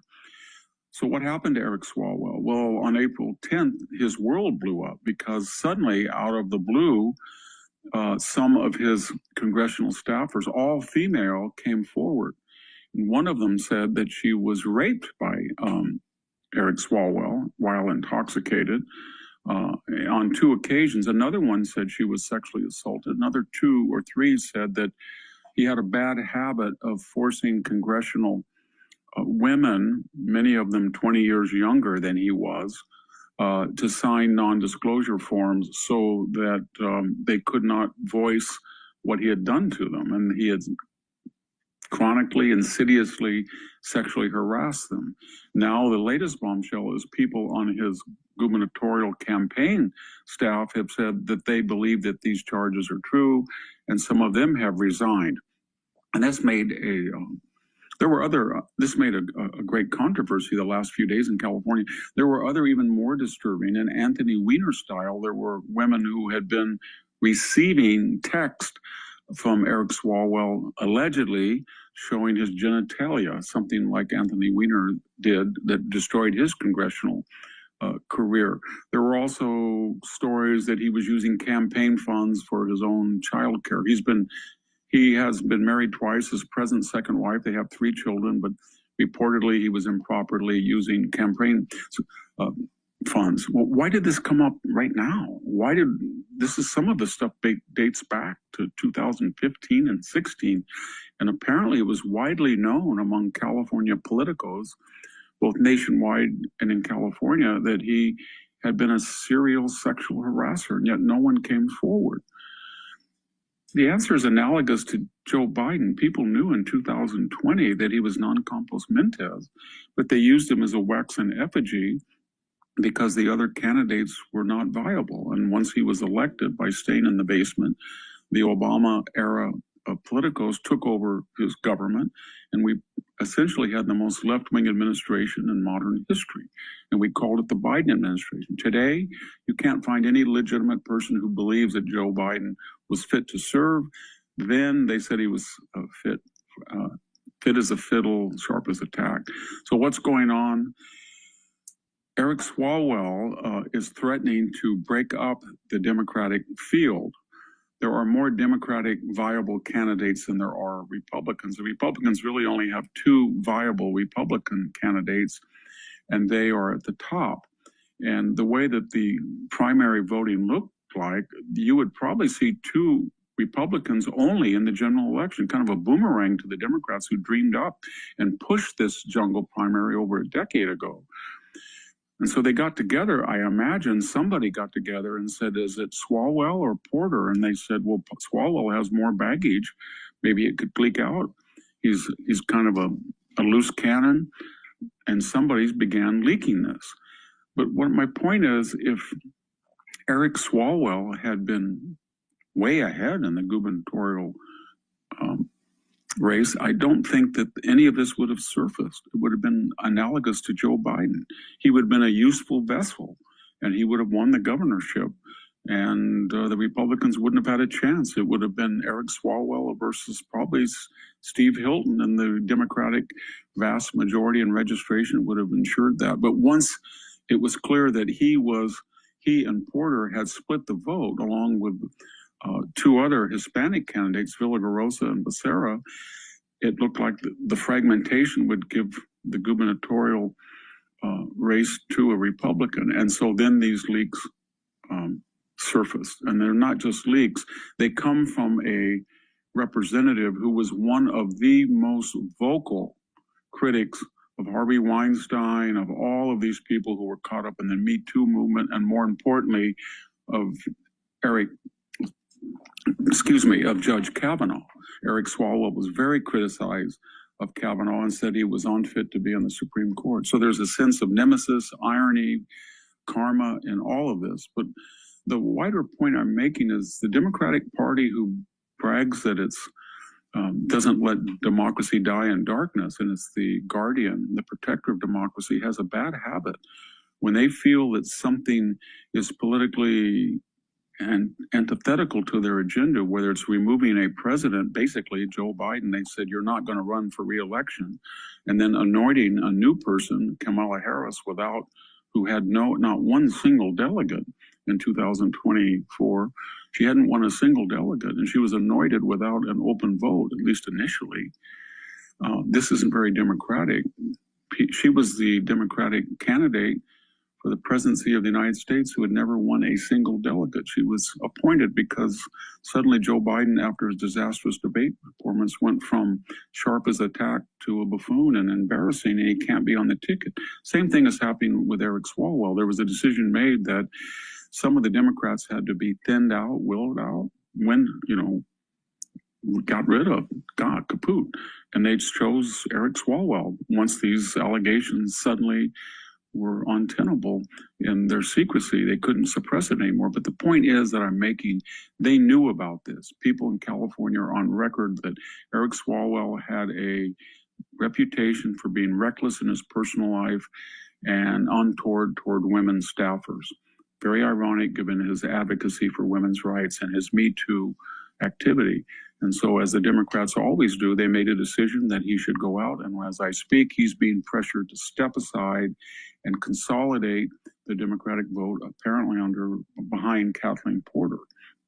And it's typical for the Democratic Party of today to talk about democracy, but make these decisions who candidates are who will face the voters on backroom politics. Thank you very much, Victor. This problem goes all the way back to JFK.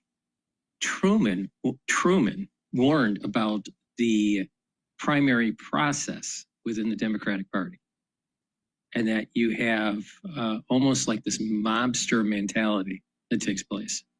So please go to my store, the-studio-reykjavik.com, and get the structural nano silver soaps that I have in stock.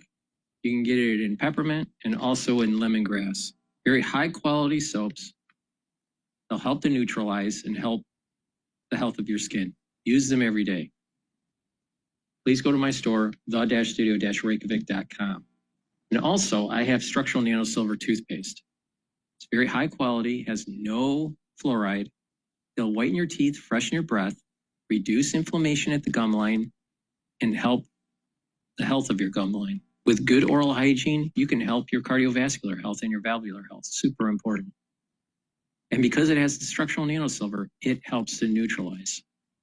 Very important during the cold season, and just take it every day. Use it every day. So please go to my store, the-studio-reykjavik.com. Use discount 5. You get $5 off any order. If you spend $100 or more, you get a free gift until supplies last. So get a few tubes of this toothpaste for your household. Use it every day and improve the health of your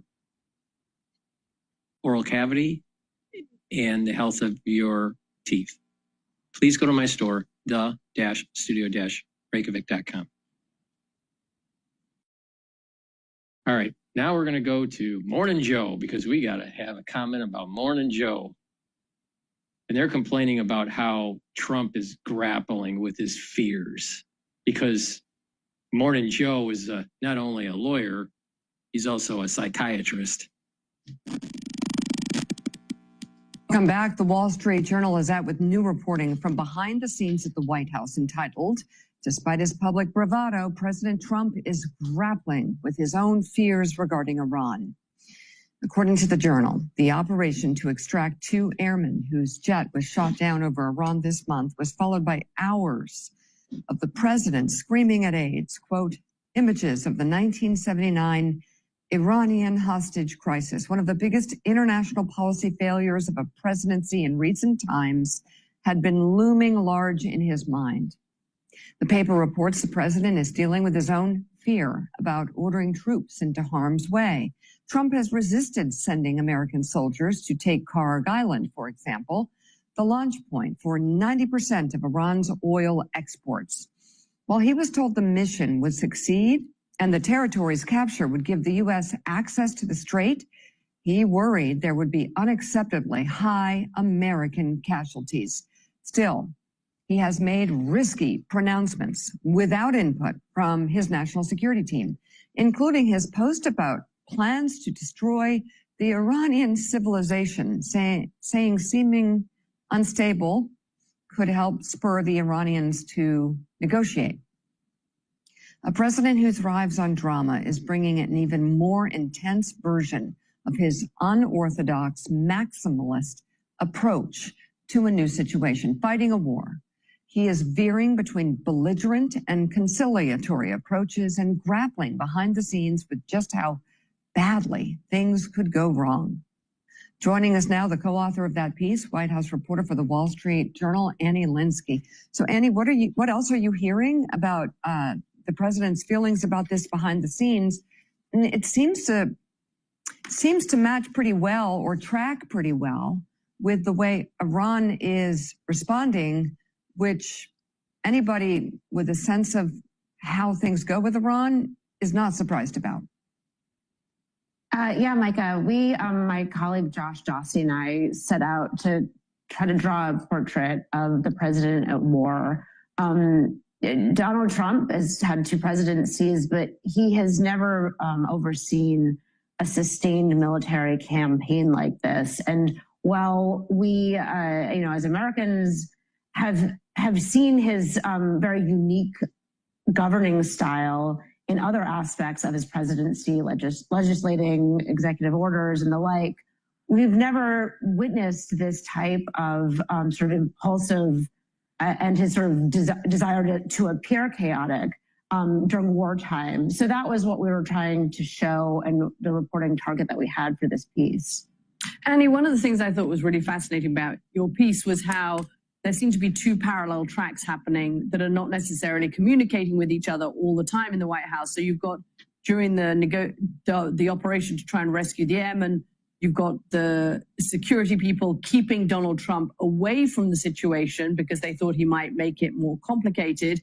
But then at the same time, you've also got the president on his own track launching truth socials about ending a civilization, for example, or praise be to Allah on Easter morning without negotiation and clearing those posts and going through the posts with his national security team. So how much is it the president just launching things and how much is it the national security team actually running the operation in the White House? Yeah, those tweets, or I should say those Truth Social posts that took so many people off guard who woke up and read them about ending a civilization, saying, praise be to Allah on Easter Sunday of all days. Those were not tweets that he had even sort of chatted with his national security team about. They read them much the way we did after they were posted. The president did ask his staff about those tweets and said, how are they playing? What am I being criticized? And his staff said, yes, sir, you are. You're facing quite a bit of criticism for them. Some of his members of his national security team read them and weren't as alarmed by them as many others were. They said, look, they felt that he was communicating the way the Iranians do. The Iranians have for years said, death to America, and believed perhaps this would get through to them in a way that the more restrained language that we're used to from a president perhaps has not. But you're right, that wasn't something that was being workshopped within the White House. As to that there was a long call that was open when the 2 airmen were down behind enemy lines, and that is an instance where the staff. There's a few things here that I think that Morning Joe isn't really considering. One, the Shiites that wants to destroy the world for their religious, cause and destroy America, destroy the great Satan, right? They only understand force. They don't understand anything but force. So speaking in their language, I think is very, very important. In addition, when you knock out the energy grid, when you knock out the ability for mobility, it's like you are in the 1600s. So if you're in the 21st century and you're going to the 17th century in a blink of an eye, then yeah, it is civilization disruption. It is a destruction of a civilization. But there's an added level to this, and that is the theocratic regime within Iran and the funding of the terrorism and the management structure of the IRGC have to be destroyed. Their civilization of religious hate has to be destroyed. So what's wrong with that? What's wrong with snapping them into the 1600s? What's wrong with destroying their theocracy? What's wrong with talking to them in their language? And oh, by the way, the President of the United States doesn't need any advisors. There's no constitutional requirement that for every decision you have to talk to an advisor, and then, you know, everyone has a vote and raise their hand, and whichever side for any policy has the most supporting it, then that's the policy of the presidency. No, that's not how it works. The president doesn't have to talk to anybody, and he can make a decision. So what this is really about technocracy. It's about the experts are going to tell you what you should do. And if you go against the experts, then you're a bad person. That's what Morning Joe is all about. And oh, by the way, Mika, the daughter of Brzezinski, wrote a lot about the technocracy that is needed within government. The President of the United States doesn't need anybody's opinion. If he is desiring it for a full mosaic of ideas or perspectives, that's his prerogative, but it's not a requirement. He doesn't have to do it. He can make his decisions based on his own beliefs, his own experience, political calculation, economic calculation, whatever he uses, whatever lens of logic he uses is his prerogative. Now, because the world is complicated, it does make sense to listen to your advisors. But there's a time not to listen to the advisors. There's a time to listen to the advisors. There's a time not to listen to the advisors. So I don't like this intelligentsia that's this East Coast Democrat idea of a technocracy. A president can listen to his advisors and say, I think you're all full of manure, and we're going to do this. That's his prerogative. He's the president of the United States. Now, what's interesting, there's a documentary about Air Force One during 9/11. I highly recommend you see it. I just saw it yesterday. And what was interesting is that the Secret Service would not listen to President Bush. He wanted to go back to Washington. So the attack happened when he was at the school. He did his speech. They went up into Air Force One, and then they didn't know what they were going to do. He wanted to go back to Washington. And the Secret Service head decided to tell the president he can't do that. Not recommend, tell the president. So this is dangerous with the technocracy. We saw in 9/11 that President Bush Jr. wanted to be back in Washington, being able to manage the situation. And unfortunately, what happened was that the communications within Air Force One broke down, and he was basically not really knowing what was going on. And he had poor communication with the White House, with NORAD, with the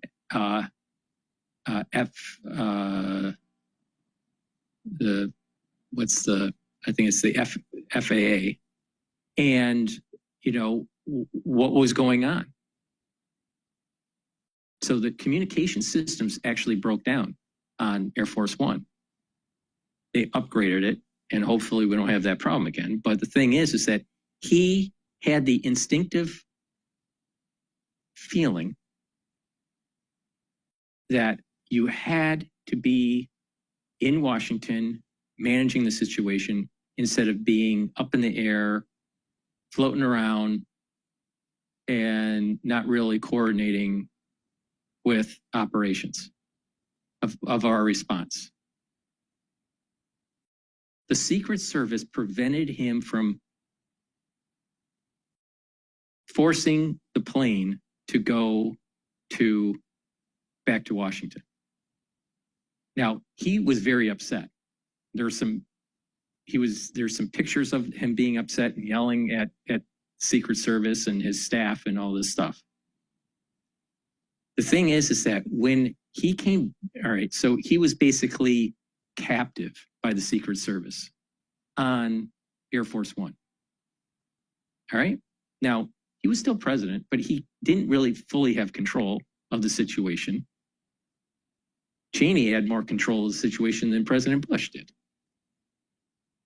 And the Secret Service kept him in the dark and, quote, to protect the presidency. When you have the Secret Service overriding a direct order by the President of the United States, that's a problem. What President Bush should have done when he came back to Washington, he should have fired everybody that was Secret Service on that plane.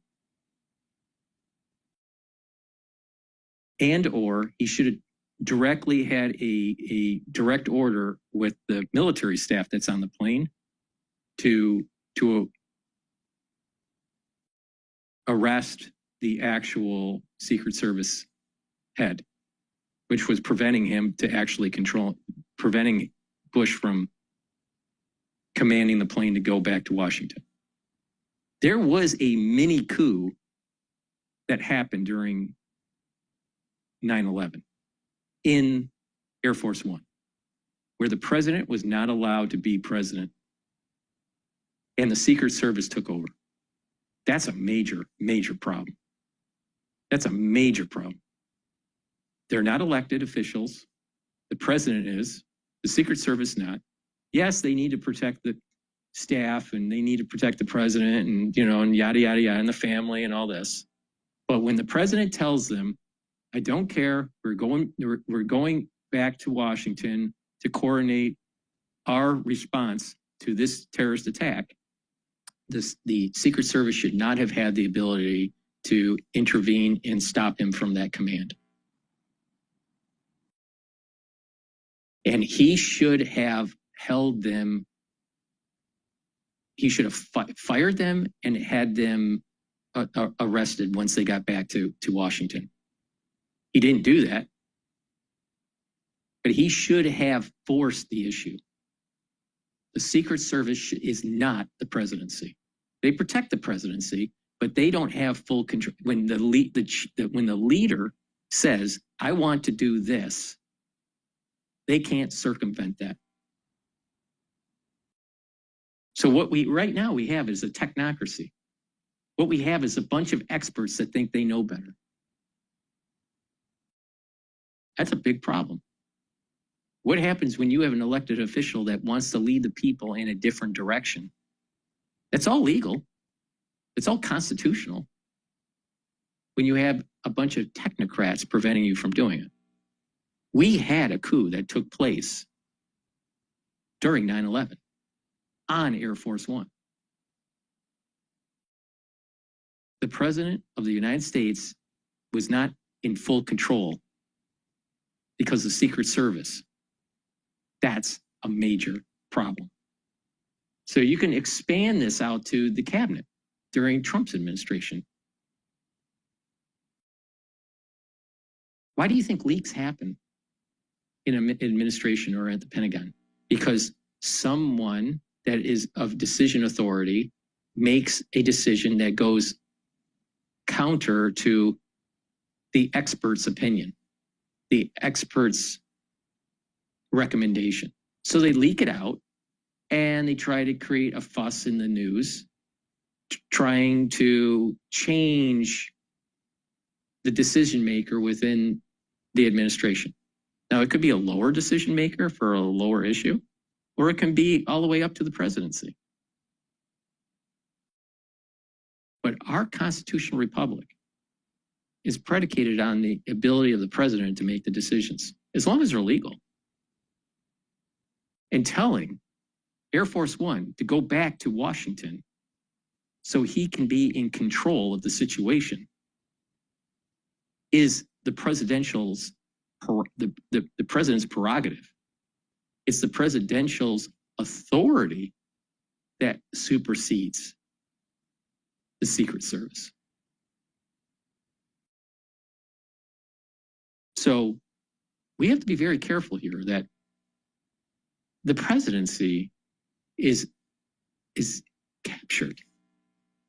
George Bush Jr. during 9/11 was captured in Air Force One by the Secret Service. And George Bush did not have much control. And those Secret Service agents should have lost their job, and they should have been held on criminal charges of a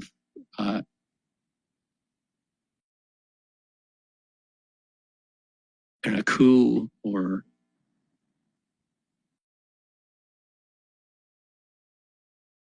inhibiting the authority of the president. They should have been held accountable. Now, politically, because of all of the problems that was going on during 9/11, Bush didn't do that. But what happened on Air Force One should have never have happened. And so what has happened over time is that we have had this deep state, this technocracy that's coming in that wants to circumvent the authority of the presidency. The president should be able to get on the plane of Air Force One and say, take me to Disneyland, and they have to do it. If he says, I want to go in the middle of a cornfield, they need to do it. Whatever you want. If he said, let's go to Alaska, or let's go to, whatever he wants, that's what happens. The Secret Service doesn't have an opinion on this. Whatever his decision is, they have to make it such that it is as safe as possible. But they need to follow his authority.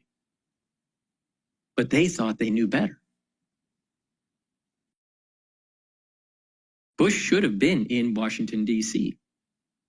They should have flown back to Washington, D.C. because one, it shows leadership, and two, you wouldn't have had the miscommunication that was going on in those early hours of 9/11. That first 6 hours was critical. And literally, George Bush was in the dark. So do we really want to have a technocracy? Do we really want to have a technocracy telling the presidency what he can or cannot do?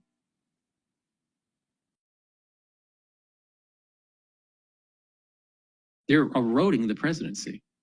There is a group out there that is over and beyond the government that is actually trying to inhibit the power of the presidency. Is it from the Chatham House in England? Maybe. Is it the CFR in the United States? I don't know. Maybe it's above them.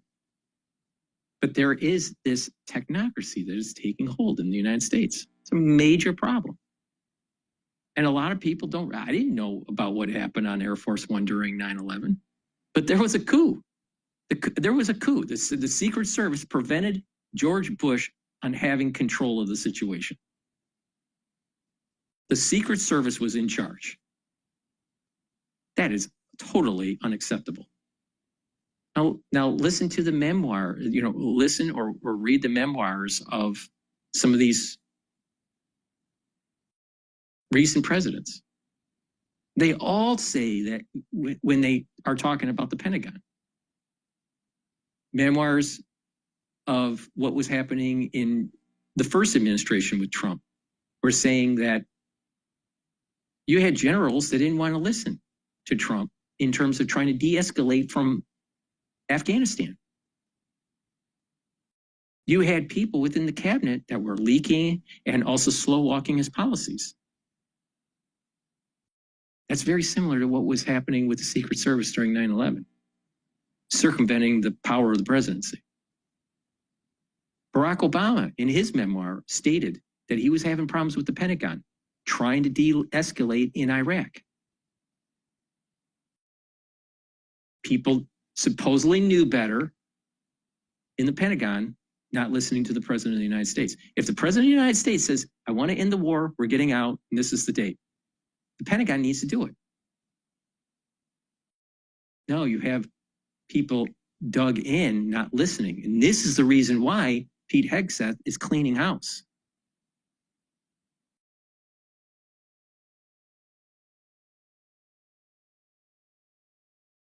So it's really important to realize that this entrenched intelligentsia, this deep state, thinks they know better, and they'll either use political means, violent means, economic means to get their way.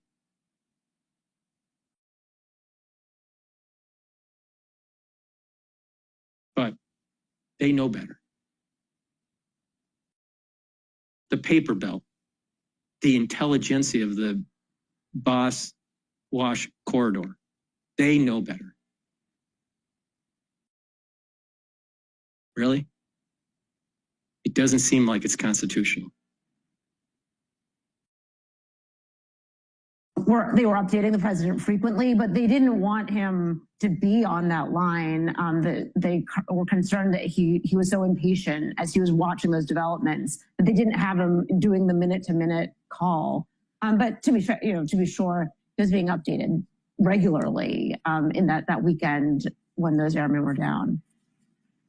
Jonathan, off of what Annie just said about the president doing this to speak in a way that the Iranians understood, I have heard from Arab leaders in the region, several over the past year, that they actually, I'm just reporting, they actually like the fact, as one told me after these posts, that the mullahs now have to deal with someone who is, quote, crazier than they are.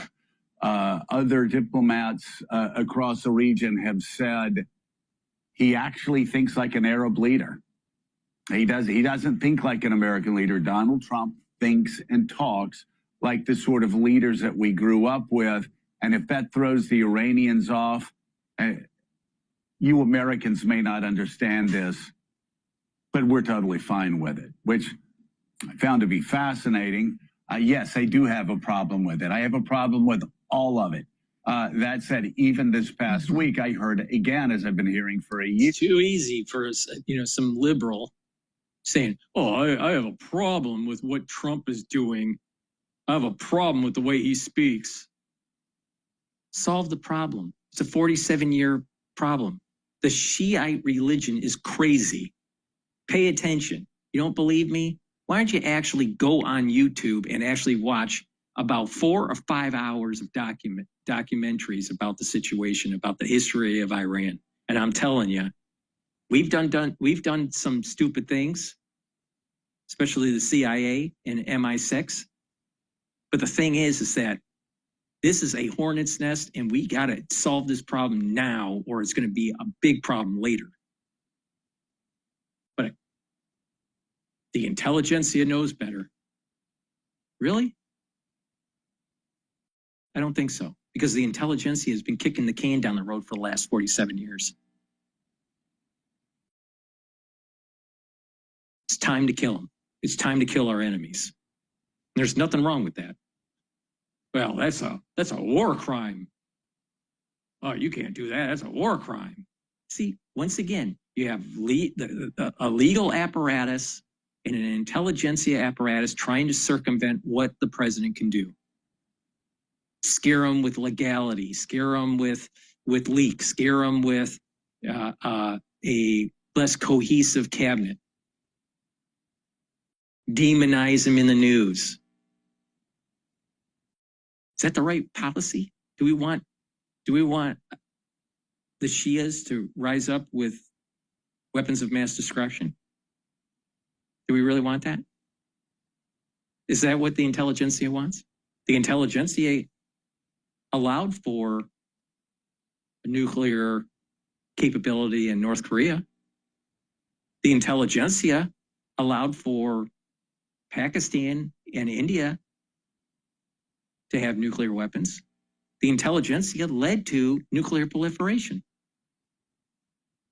The world's not safer because of the intelligentsia. It's a lot worse off because of the intelligentsia.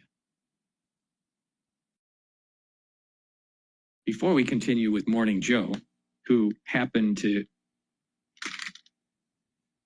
stop politics because his intern ended up dying for some reason, please go to my store, the-studio-reykjavik.com. Get the Myotrol. This will help to build muscle. If you're 40 years of age, male or female, you can't build muscle and maintain muscle as easily as when you were younger. This will help with the gene expression to build muscle and maintain muscle. Do some resistance training, take the Myotrol, and you'll be able to improve your musculature. And by improving your musculature, you're increasing the concentrations of myokines and increasing the concentration of BDNF, which are neuroprotective, super important. Building muscle will literally help your brain. All right? So please go to my store, the-studio-reykjavik.com, and beware of the Boss Wash corridor and the paper belt. Beware of the intelligentsia. Beware of them circumventing the power of the presidency, because that's exactly what's happening. Please go to my store and get the clarity factor so you can see the world like I do. All right? You'll get rid of that brain fog. You'll be able to concentrate on tasks. Your memory and your cognition will improve. Your neurons will link up more. You'll have positive neuroplasticity, and you're improving your brain. Please go to my store and get the Clarity Factor. It's a great neurostack. Drink it with filtered water. So a great stack to help with your musculature and your brain function. Myotrol and Clarity Factor. And like I said, building more muscle is actually going to help with brain function. It's not just helping with your musculature and helping with bone density, because more muscle will also improve your bone density. But it's important to get those myokine concentrations up so you have more neural protection. Please go to my store, the-studio-reykjavik.com. Don't be a Morning Joe. He's the only American president that can strike fear in the hearts of Iranians. Well, I would say, and also in the hearts of everybody that lives in Washington and across America. Yeah, no question there. White House aides, as Annie reported, anxious at the time. A lot of them since that post have sounded, well, it worked. Look, they got Iran to agree to the ceasefire. Like, these sets up the table for negotiations, like sort of defending it in retrospect. The madman theory, if you will, that you just outlined, Joe, that it's impossible to predict Trump, so therefore you have to fear the worst. And that's all this was, part of the deal, that stuff. We'll see. But Annie, the other thing that your story illustrates well is, though Trump this time, second term, far more likely to authorize military force than in the first, but he's still hesitant to cross the threshold of deploying ground troops. He's still very nervous about American lives lost in themselves would be terrible, but also the political ramifications of that. So speak to us about that still, that hesitation, and what we could learn from it as we consider what could come next, because the fate of these negotiations is still very much in doubt. Trump may need to escalate further and actually to get this war to close if it can't be done on the negotiating table in Islamabad the next couple of days. Yeah, I was really struck in talking to some of the people around the president and his advisors and some of his informal advisors, the extent to which he has brought up in conversations Jimmy Carter and how Jimmy Carter's experience in Iran, this exact regime that President Trump has been bombing, but how Jimmy Carter's experience in Iran has loomed large as he's been weighing what to do. And he has even spoken, the president has spoken publicly about this in a March event in Florida. He brought up Jimmy Carter as he was talking about he was ticking off Democratic failures in foreign policy, but he dwelled at length about Jimmy Carter, something that his friends have said and people who have spoken to him have said he has talked about privately as well. So his hesitance on putting troops on the ground is real. He's very concerned about how that would be. He has not been in a position before of sending troops in harm's way in this way. That is not to say he won't do it. And his advisors have been very clear with us that remains on the table. It's not something that they're going to take off.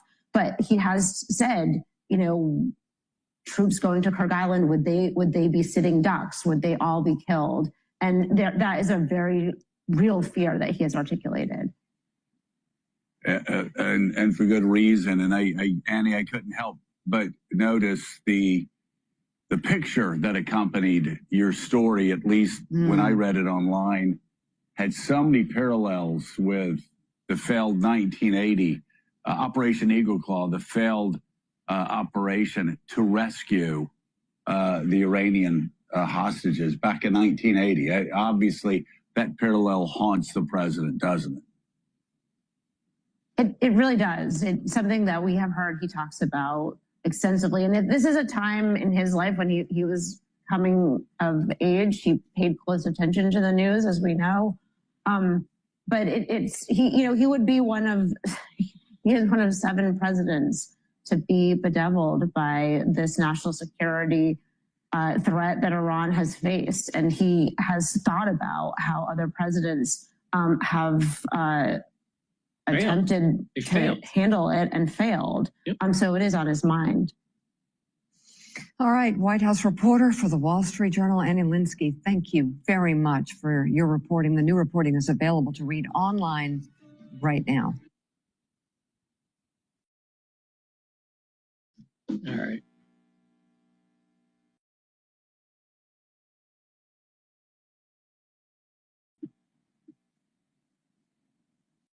Let's listen to Fox dealing with this Queens chaos that took place. A mob took over a corner of Queens. If you experience sexual abuse at any of the New York City juvenile centers, schools, hospitals, universities. Chaos in Queens, a reckless drag racing mob waving Palestinian flags and wreaking fiery havoc right here in New York City.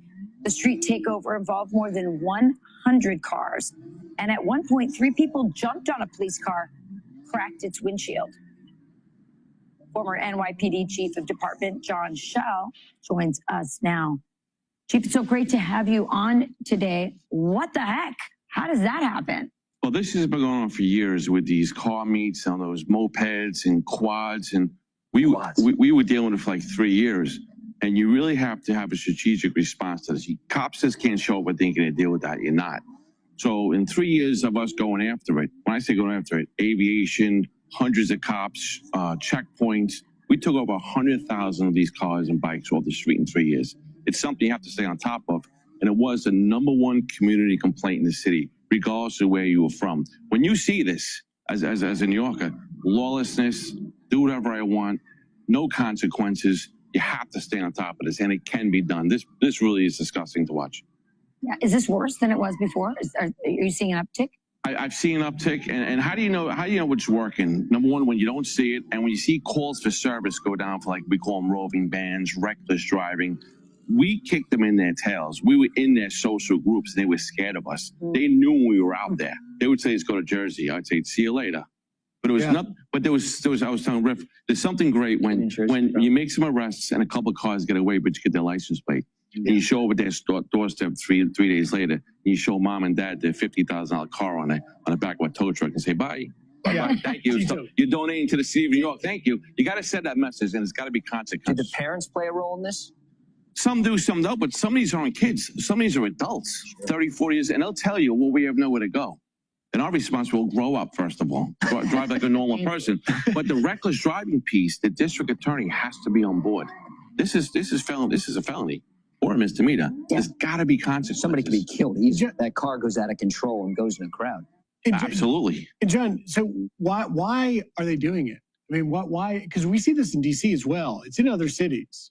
Well, but these car groups, they want to show off their cars. They actually think they're not doing anything wrong, to be honest with you. There's spots throughout the city that are known. We used to set up on those spots and wait for them to get there and take their cars. But they have nowhere to go, to tell you. And so they think they can take over the street. But some of these are young kids. That's very dangerous. Setting a fire in the street, hanging out windows. I'll tell you right now, some of those kids have guns on them. Absolutely. I know. It's hard to believe. I still remember Rebel Without a Cause. I mean, they weren't somewhere like where nobody was at. Like it wasn't in the middle of a street like this. I mean, this has been going on for a long time. This is what you have to, like, the NYPD has to stay on top of this. You can't expect a local precinct with 5 or 6 cars at 3 o'clock in the morning thinking to combat that. And why aren't they, do you think? Well, it's not the precinct. They have to know where it's happening, but you have to have like hundreds of cops working in addition to the precinct. So you can cut up bridges, getaway plans. Yeah. Is this a leadership issue? Is this Mondani not making this a priority? Well, I would say yes to that. Number two, no cop right now is going to be that proactive to push the envelope in the gray area, because if something goes wrong, the mayor's not going to have their back. They're not going to do it. The NYPD now has to become reactive, not proactive. Bingo. But you've got Tish Stay. So with the mayor's relationship, and you see things like this, you would think Mamdani would be out there just vociferously condemning this and backing the blue on something like that. Instead, he's holding a event with Barack Obama singing "The Wheels on the Bus Go Round and Round." Right. Well, the wheels on these cars go round and round as it's destroying a community. Okay. Yeah. He doesn't back the NYPD. The commissioners go over here and the mayor's over here. I know what she wants to do. Trust me, she's very proactive. But if the mayor's not going to back the being proactive, you're going to get this. And then this is April. Wait until June and July pop up. Great point. Chief, great to have you here. Thank you so much. Thanks, Chief. Fantastic. Thank you. Be sure to like and subscribe for all the Fox News latest on YouTube and catch full shows streaming now. Out of control kids, out of control adults. Why? Because of poor upbringing. They lost the pillars of society, of God, country, and family. It's that simple. It's that simple. And the foundation of that is the Enlightenment, where it's about life, liberty, and property. But when you don't have respect for property, when you don't have respect for life, you get this crap. Big problem in the United States. And it's time that a lot of these kids start getting some discipline. And this is why I think it's super important that there should be mandatory service in the United States. For 2 years, mandatory service. And that way they have some money for college. They know how to make a bed. They know how to brush their teeth. And they get some discipline. Please go to my store, the-studio-reykjavik.com, and get the structural nanosilver gel. I have 2 types. You can get it in the tube form or the quick dispenser form. But these gels are dual purpose. They will help to improve your skin. You can use them as a daily topical skincare. You can put it on a cut, an abrasion, or a minor burn, and it'll help to heal it quicker, about 1/3 of the time quicker. And if you're not feeling well because of the cold season, or someone around you is not feeling well because of the cold season, you can put it on your hands. It stays active for 5.5 hours. You can put it around your mouth, around your eyes, around your nose, around your ears, lightly coat your nostrils. It stays active for 5.5 hours. Now, if you're cleaning your house because of, spring cleaning or the garage or whatever, by putting the gel in your nostrils, lightly coat the nostrils, you'll be able to neutralize anything that you're breathing in. So it's really important. So please go to my store. It's a very high quality product. It has the structural nanosilver. Use it. Have some at home, have some at work. You never know when you need it. It's a very high quality product. So please go to my store, the-studio-reykjavik.com. Use discount 5. You get $5 off any order. If you spend $100 or more, you get a free gift until supplies last.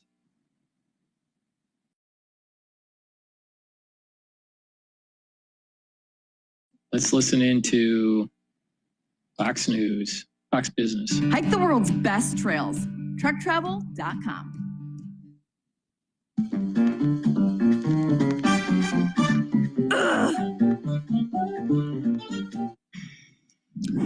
Welcome back. CENTCOM releasing new video overnight of U.S. forces taking over an Iranian cargo ship after a 6-hour standoff. The cargo ship was trying to break past the U.S.'s naval blockade. The ship, called Tauska, reportedly spent much of the last year moving between China and Iran.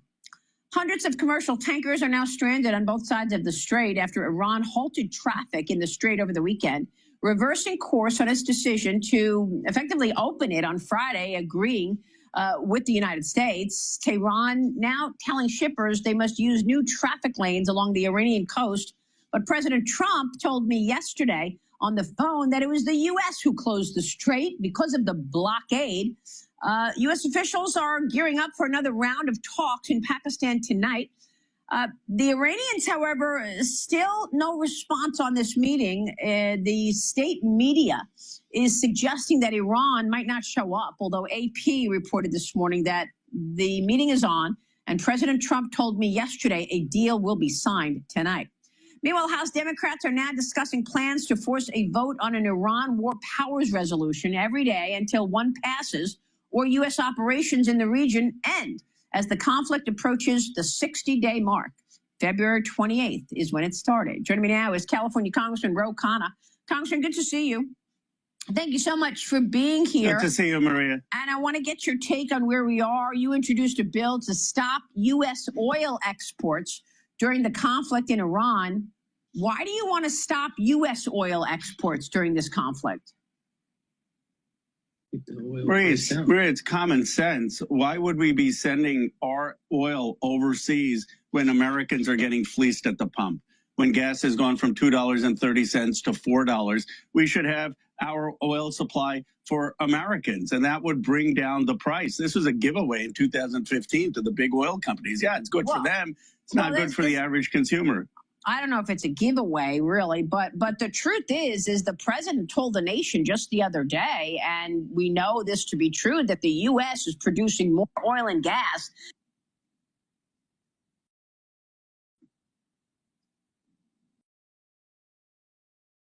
Under Joe Biden, the Democrats do not want to see drill, baby, drill, right?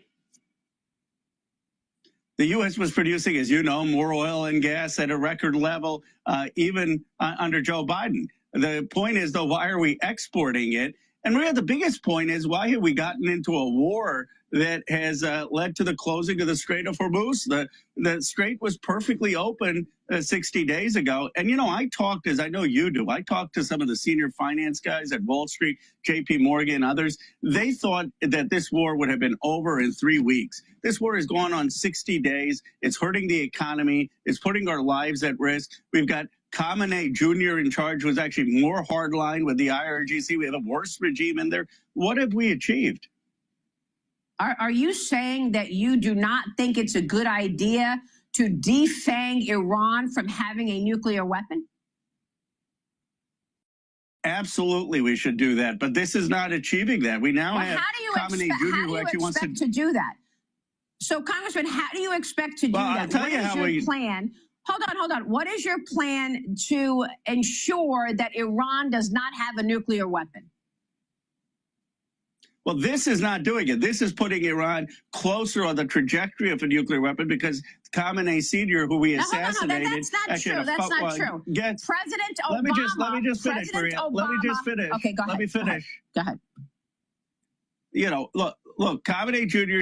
is saying he wants to develop it. The more hardline IRGC is in. What we need is the enriched uranium. Even Vice President Vance acknowledges it. That is underground. You can't bomb to get that. You need diplomacy. We should be sitting down with Oman, with other nations. Now that maybe we have leverage, we should be getting a deal. But to be threatening to wipe out Iranian civilization, to be threatening to blockade the Strait of Hormuz and close it, hurting the economy, that's just not rational policy.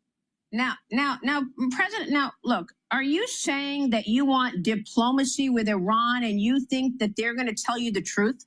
They just told us months ago that they did not have any long-range missiles, and then they sent a long-range missile to the Diego Garcia Island. So I'm just trying to understand what your plan would be to defang Iran from a nuclear weapon, because right now, as the president has said many times, Iran's Navy is gone, the Air Force is gone, the leadership is gone, and yes, it impacted the economy, and the Iranian people are begging President Trump to finish the job. I mean, we had on Reza Pahlavi, a ton of other Iranian citizens who say, please, President Trump, help us. So exactly what are you saying? You're saying you would rather the president do diplomatic talks, and you think they're going to tell us the truth? Maria, I'll tell you what the Iranian people are not begging for. They're not begging for Donald Trump to wipe out Iranian civilization. They're not begging for him to blow up every power plant and threaten war crimes. And they don't like the fact that we have actually a more hardline regime in there. They have not created a regime that is respecting human rights or protesters. And the reality is, yes, I don't trust Iran. Hold on. Obviously, Reagan had said trust to verify. You can't sit there and tell me that you are talking about Iran's human rights when the way they treat women and the way they treat citizens. How's biz, Ash? Great, especially with the help of zero accounting software. I can keep my cash flow flowing by giving customers more ways to pay. Search zero with the net. iExcel is helping 15 million students succeed in math and language arts. On iExcel, your child There moral equivalence between the way President Trump treats citizens and the. Are you putting an equivalency there? No, I'm not putting an equivalency. What I'm saying is that we have not created a regime that actually is respecting human rights. We have a regime that is more hardline. There is no democracy emerging. There is no regime that's actually closer to the United States. Actually, you know what we've done is we've increased China's role in the region. Now they want to have oil transactions in the yuan, not in the dollar. And so what we've done is actually lost influence in that region, and we haven't gotten the enriched uranium. I mean, that is the problem. Well, I think that President Trump is trying to negotiate that, and he told me yesterday directly that he's expecting a deal to be signed tonight in Pakistan. I want to move on to other issues because I know you're doing a lot, Congressman, and we appreciate that. But here's my final question on this issue. Are you suggesting that Obama's leadership on Iran was better? Because under President Obama, there were 14 wire transfers to a, hold on. There were 14 wire transfers to a Swiss account linked to Hezbollah between 2014 and 2016. That was a total of $1.7 billion. The same $1.7 billion he told Congress was frozen Iranian assets. Now, there was a back channel to Tehran through Valerie Jarrett, active for 2012 to 2024. This was after he left office. So, you know, it was almost like a shadow government. He also sent pellets of cash in a plane to Iran. Now, why would you send money to Iran knowing that they are building a nuclear weapon and they are the leading sponsor of terrorism? Barack Obama was a great statesman who left America much safer. I wouldn't put Donald Trump in the same paragraph. The reality is when President Obama left, because of the great efforts of people like Valerie Jarrett. The Middle East didn't like Barack Obama. The Israelis didn't like Barack Obama. Barack Obama was apologetic about our hegemonic power post-World War II, and he was apologetic to the Europeans. There was zero respect of Chinese diplomats with Barack Obama. What is this guy? This guy is not even paying attention to reality here. We had 97% of the enriched uranium out. The reality is we didn't have 13 American service members dead. The reality is we never had gas go up from $2.30 to $4. The reality is we did not give China more role in the region. Let me finish, Maria. I'll let you finish. Okay, we didn't give China more role in the region. We did not give the IRGC a more hardline regime in there. You know why? Because Obama actually did his homework. He actually tried to engage in statesmanship. He got China, Russia, the entire European allies on board with getting Iran on a path to not having a nuclear weapon. All Trump did is listen to Netanyahu. That's his entire foreign policy. And you know what? I resent the fact that Israel is going to tell the United States what to do. The American president should call the shots in this country. And well, the American president should call the shots in this country, but you and your colleagues are trying to clip his wings right now with this war powers vote. I agree, the president is in charge. But look, a lot of the things that you just said are just not true, Congressman. I mean, look, we have to look at this realistically. And President Obama sent money to the Iranians. And what did they do? They resumed their buildup of enrichment. That's not true. Yeah, Not true. What's not true? What's not true? What specifically about that sentence is not true? There was a deal that we reached to get 97% of the enriched uranium out. In the process of that, Iran had certain assets that were Iranian assets, wasn't our money, that was unfrozen. And that was a deal that China, Russia, France, UK, Canada, the United States all agreed to.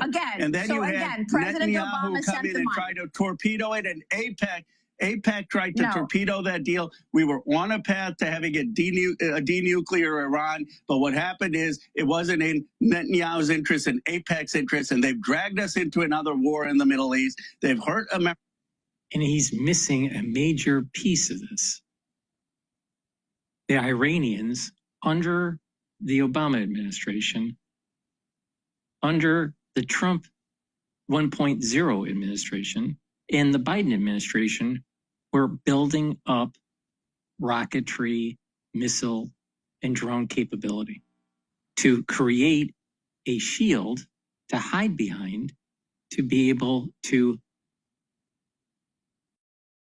develop their nuclear program. And this was well said by Secretary Rubio.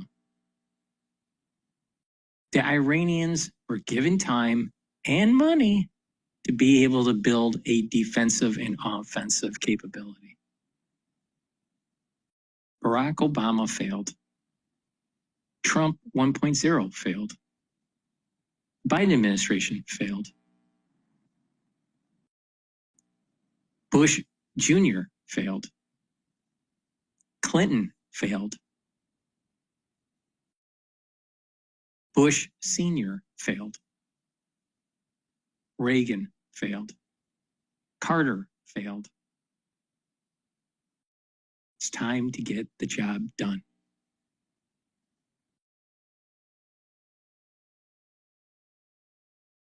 American people, and the American people are tired of it. They want people who are going to be Team America. They want people who are going to bring gas prices down here and care about our nation and get us out of these wars. And that's why Obama won. He was against the Iraq war. That's why he was on a path to normalization in terms of getting Iran to be denuclear, but it had the whole world on our side.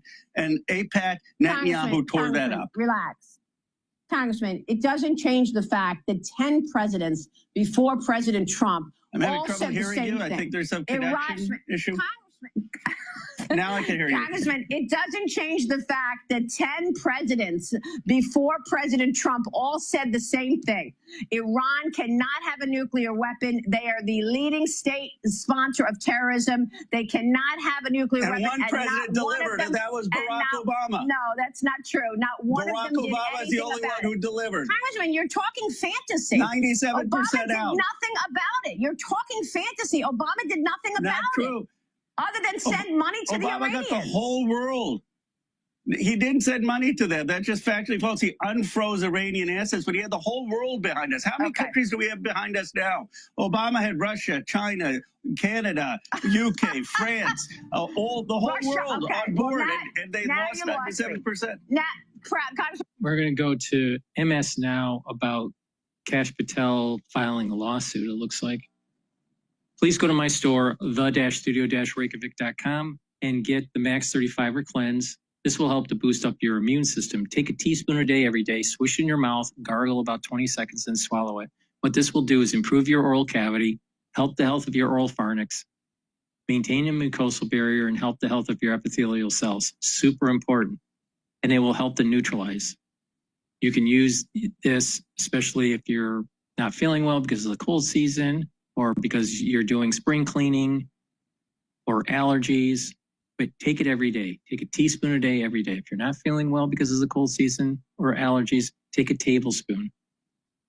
Please go to my store, the-studio-reykjavik.com, and get the Max 35 or Cleanse and take it every day. I've been doing this protocol for over 6 years, every day. And I have a great new product on my store called Super Strong Relief. This will help with arthritic pain, muscle aches, sprains, tension headaches, bruising. If you want to relieve the pain quickly, within about 90 seconds, take the Super Strong Relief. It's a topical. You just rub it in the area that's hurting you, and you will feel it, the relief or the pain eliminated within 90 seconds or so. So please go to my store, the-studio-reykjavik.com, and get the Super Strong Relief. And again, this helps with arthritis. Please go to my store, the-studio-reykjavik.com. If you get an order that's higher than $100, guess what? You're going to get a free gift. Make sure you use discount 5 and you get $5 off any order. All right, let's listen in. What's Kash Patel doing? Finance the old way. Finance the ramp way. Born in Saint-Tropez in 1971, safe to say we grew up in the sun. Welcome back. FBI Director Kash Patel on defense this morning, denying allegations laid out in a new report detailing his alleged drinking habits and absences from the Bureau. This article in The Atlantic cites more than 24 people, including unnamed current and former FBI officials, who allege excessive drinking and erratic behavior, described as, quote, freakouts from Patel. Several officials cited say Patel is known for, quote, obvious intoxication at private clubs, both here in Washington and in Las Vegas, and that many staffers are just waiting for the announcement that Patel is going to be fired from his post, citing his unreachability and impulsivity.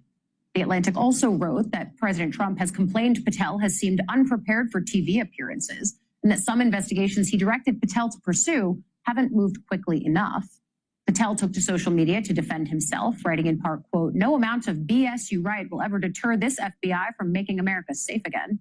Yesterday, he announced on Fox News that, plus his plans to sue The Atlantic for defamation. But notably, he also took time in that interview to promise that the DOJ would soon be making arrests related to the 2020 election. Watch. Every time I see President Trump, he says this repeatedly, that the election was rigged in 2020. I mean, he says it all the time. We all know that. And it's almost getting lost because he says it so much. You've been at the FBI now 14 months. Have you done anything about that? And do you have anything to tell us about that? Absolutely, Maria. Look, I've been with the president nearly since day one on this. We've got all the evidence. I can announce on your show that we've got all the information we need. We're working with our prosecutors at the Department of Justice and their Attorney General Todd Blanche, and we are going to be making arrests, and it's coming, and I promise you, it's coming soon. I want to bring in MS Now senior national security reporter David Rode. David, we're going to dig into why I thought it was so notable that Patel would use that appearance on Maria Bartiromo's show to announce some potential investigations around the 2020 election that Trump lost. But first, I want to focus on this story by our former colleague, Sarah Fitzpatrick, where she talked to 24 people for it And there were a lot of allegations within it. I wonder which stood out to you the most and what you make about the atmosphere that it paints around Kash Patel and the FBI. First of all, MS now hasn't been able to corroborate or confirm the specific allegations in the report. But it comes as there's been a series of reporting by our colleagues, Ken Delanian and Carol Leonnig, about how he has conducted himself. One pattern has been that when he's criticized in the press, this was according to the FBI Agents Association, that's sort of the union that This is what I'm talking about. You have the intelligentsia that doesn't like something, maybe because he's going to have the FBI do some arrests or shine a light on some of the nefarious activities of the deep state or whatever, and there's some sort of conflict in the media, and it creates a political football. This screams the intelligentsia play where you have individuals wanting to shine a light of the nefarious activities, and they're coming up with stories, leak it to to some sort of organization, media organization, or some magazine or whatever, create a stir. Maybe he gets fired. Maybe there's a congressional investigation or whatever. And this is so, I'll tell you, it is so obvious. It is so obvious that whenever people get close to what really happened with certain major events in our history, and there was some sort of intelligentsia move because of it that may have been unconstitutional, or there was some big political play that was going on, they pull out these kinds of these tactics. This almost seems like a left-wing conspiracy, But I'll tell you, it's amazing. It's amazing how the deep state, that paper belt, just convulses whenever you have anyone that's going against the grain. Presents FBI agents.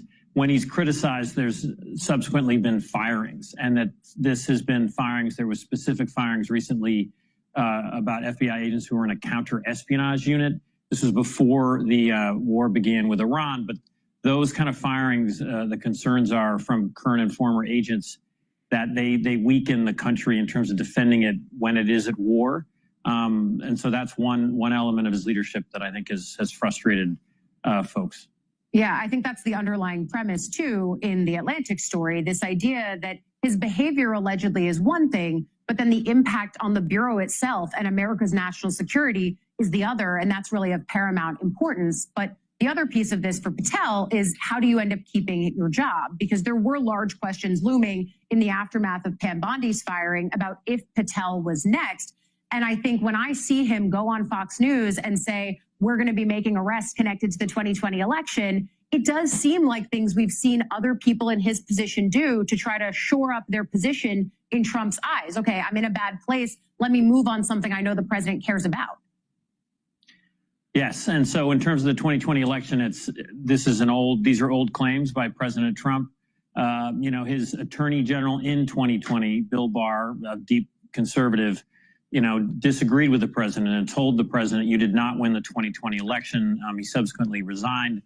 Chris Wray, who was appointed by President Trump, chosen by President Trump, did not find evidence of any of these crimes that it sounds like Patel says there are going to be arrests regarding. So it's concerning, and many courts have reviewed these claims and dismissed them. So if there are arrests coming, I don't understand what the evidence is. So we just have to see if these arrests actually happen. I think that's the piece of it, David. For those of us who are watching, whether it's Kash Patel saying arrests are coming around 2020, whether it's Tulsi Gabbard going to the Fulton County Board of Elections, we are watching these embattled Trump officials try to make something out of debunked conspiracy theories. And I wonder, when you put your national security hat on, as it always is, what you see in those attempts as we head into the November elections, where there is widespread concern about what election security might look like, and ensuring that elections stay free and fair. I'm very concerned. Just last week, Tulsi Gabbard made a criminal referral to the Justice Department regarding the first impeachment of Donald Trump.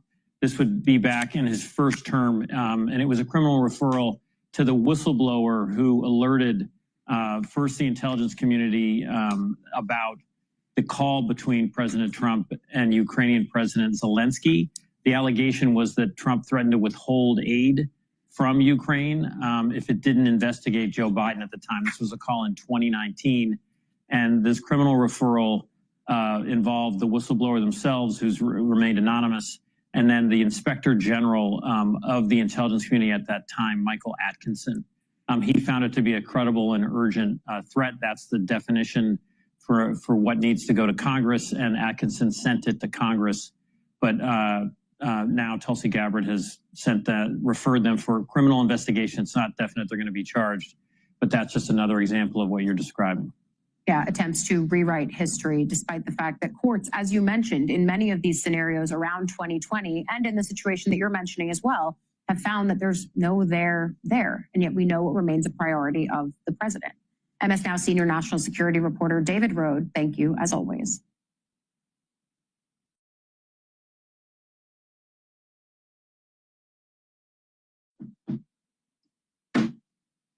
All right. That's the end of my show today. Thank you for listening. I greatly appreciate the ones that have been watching on Rumble and YouTube. The equity market is trading at 7,096 right now. Things are somewhat stable, and oil is trading at $87 a barrel. Thank you for listening. Please go to my store, the-studio-reykjavik.com. Get the great products that I offer. Take the supplements regularly. Pay attention to the stacking that I mentioned throughout this broadcast, and you will slow down the aging process. Thank you for listening, and have a nice day.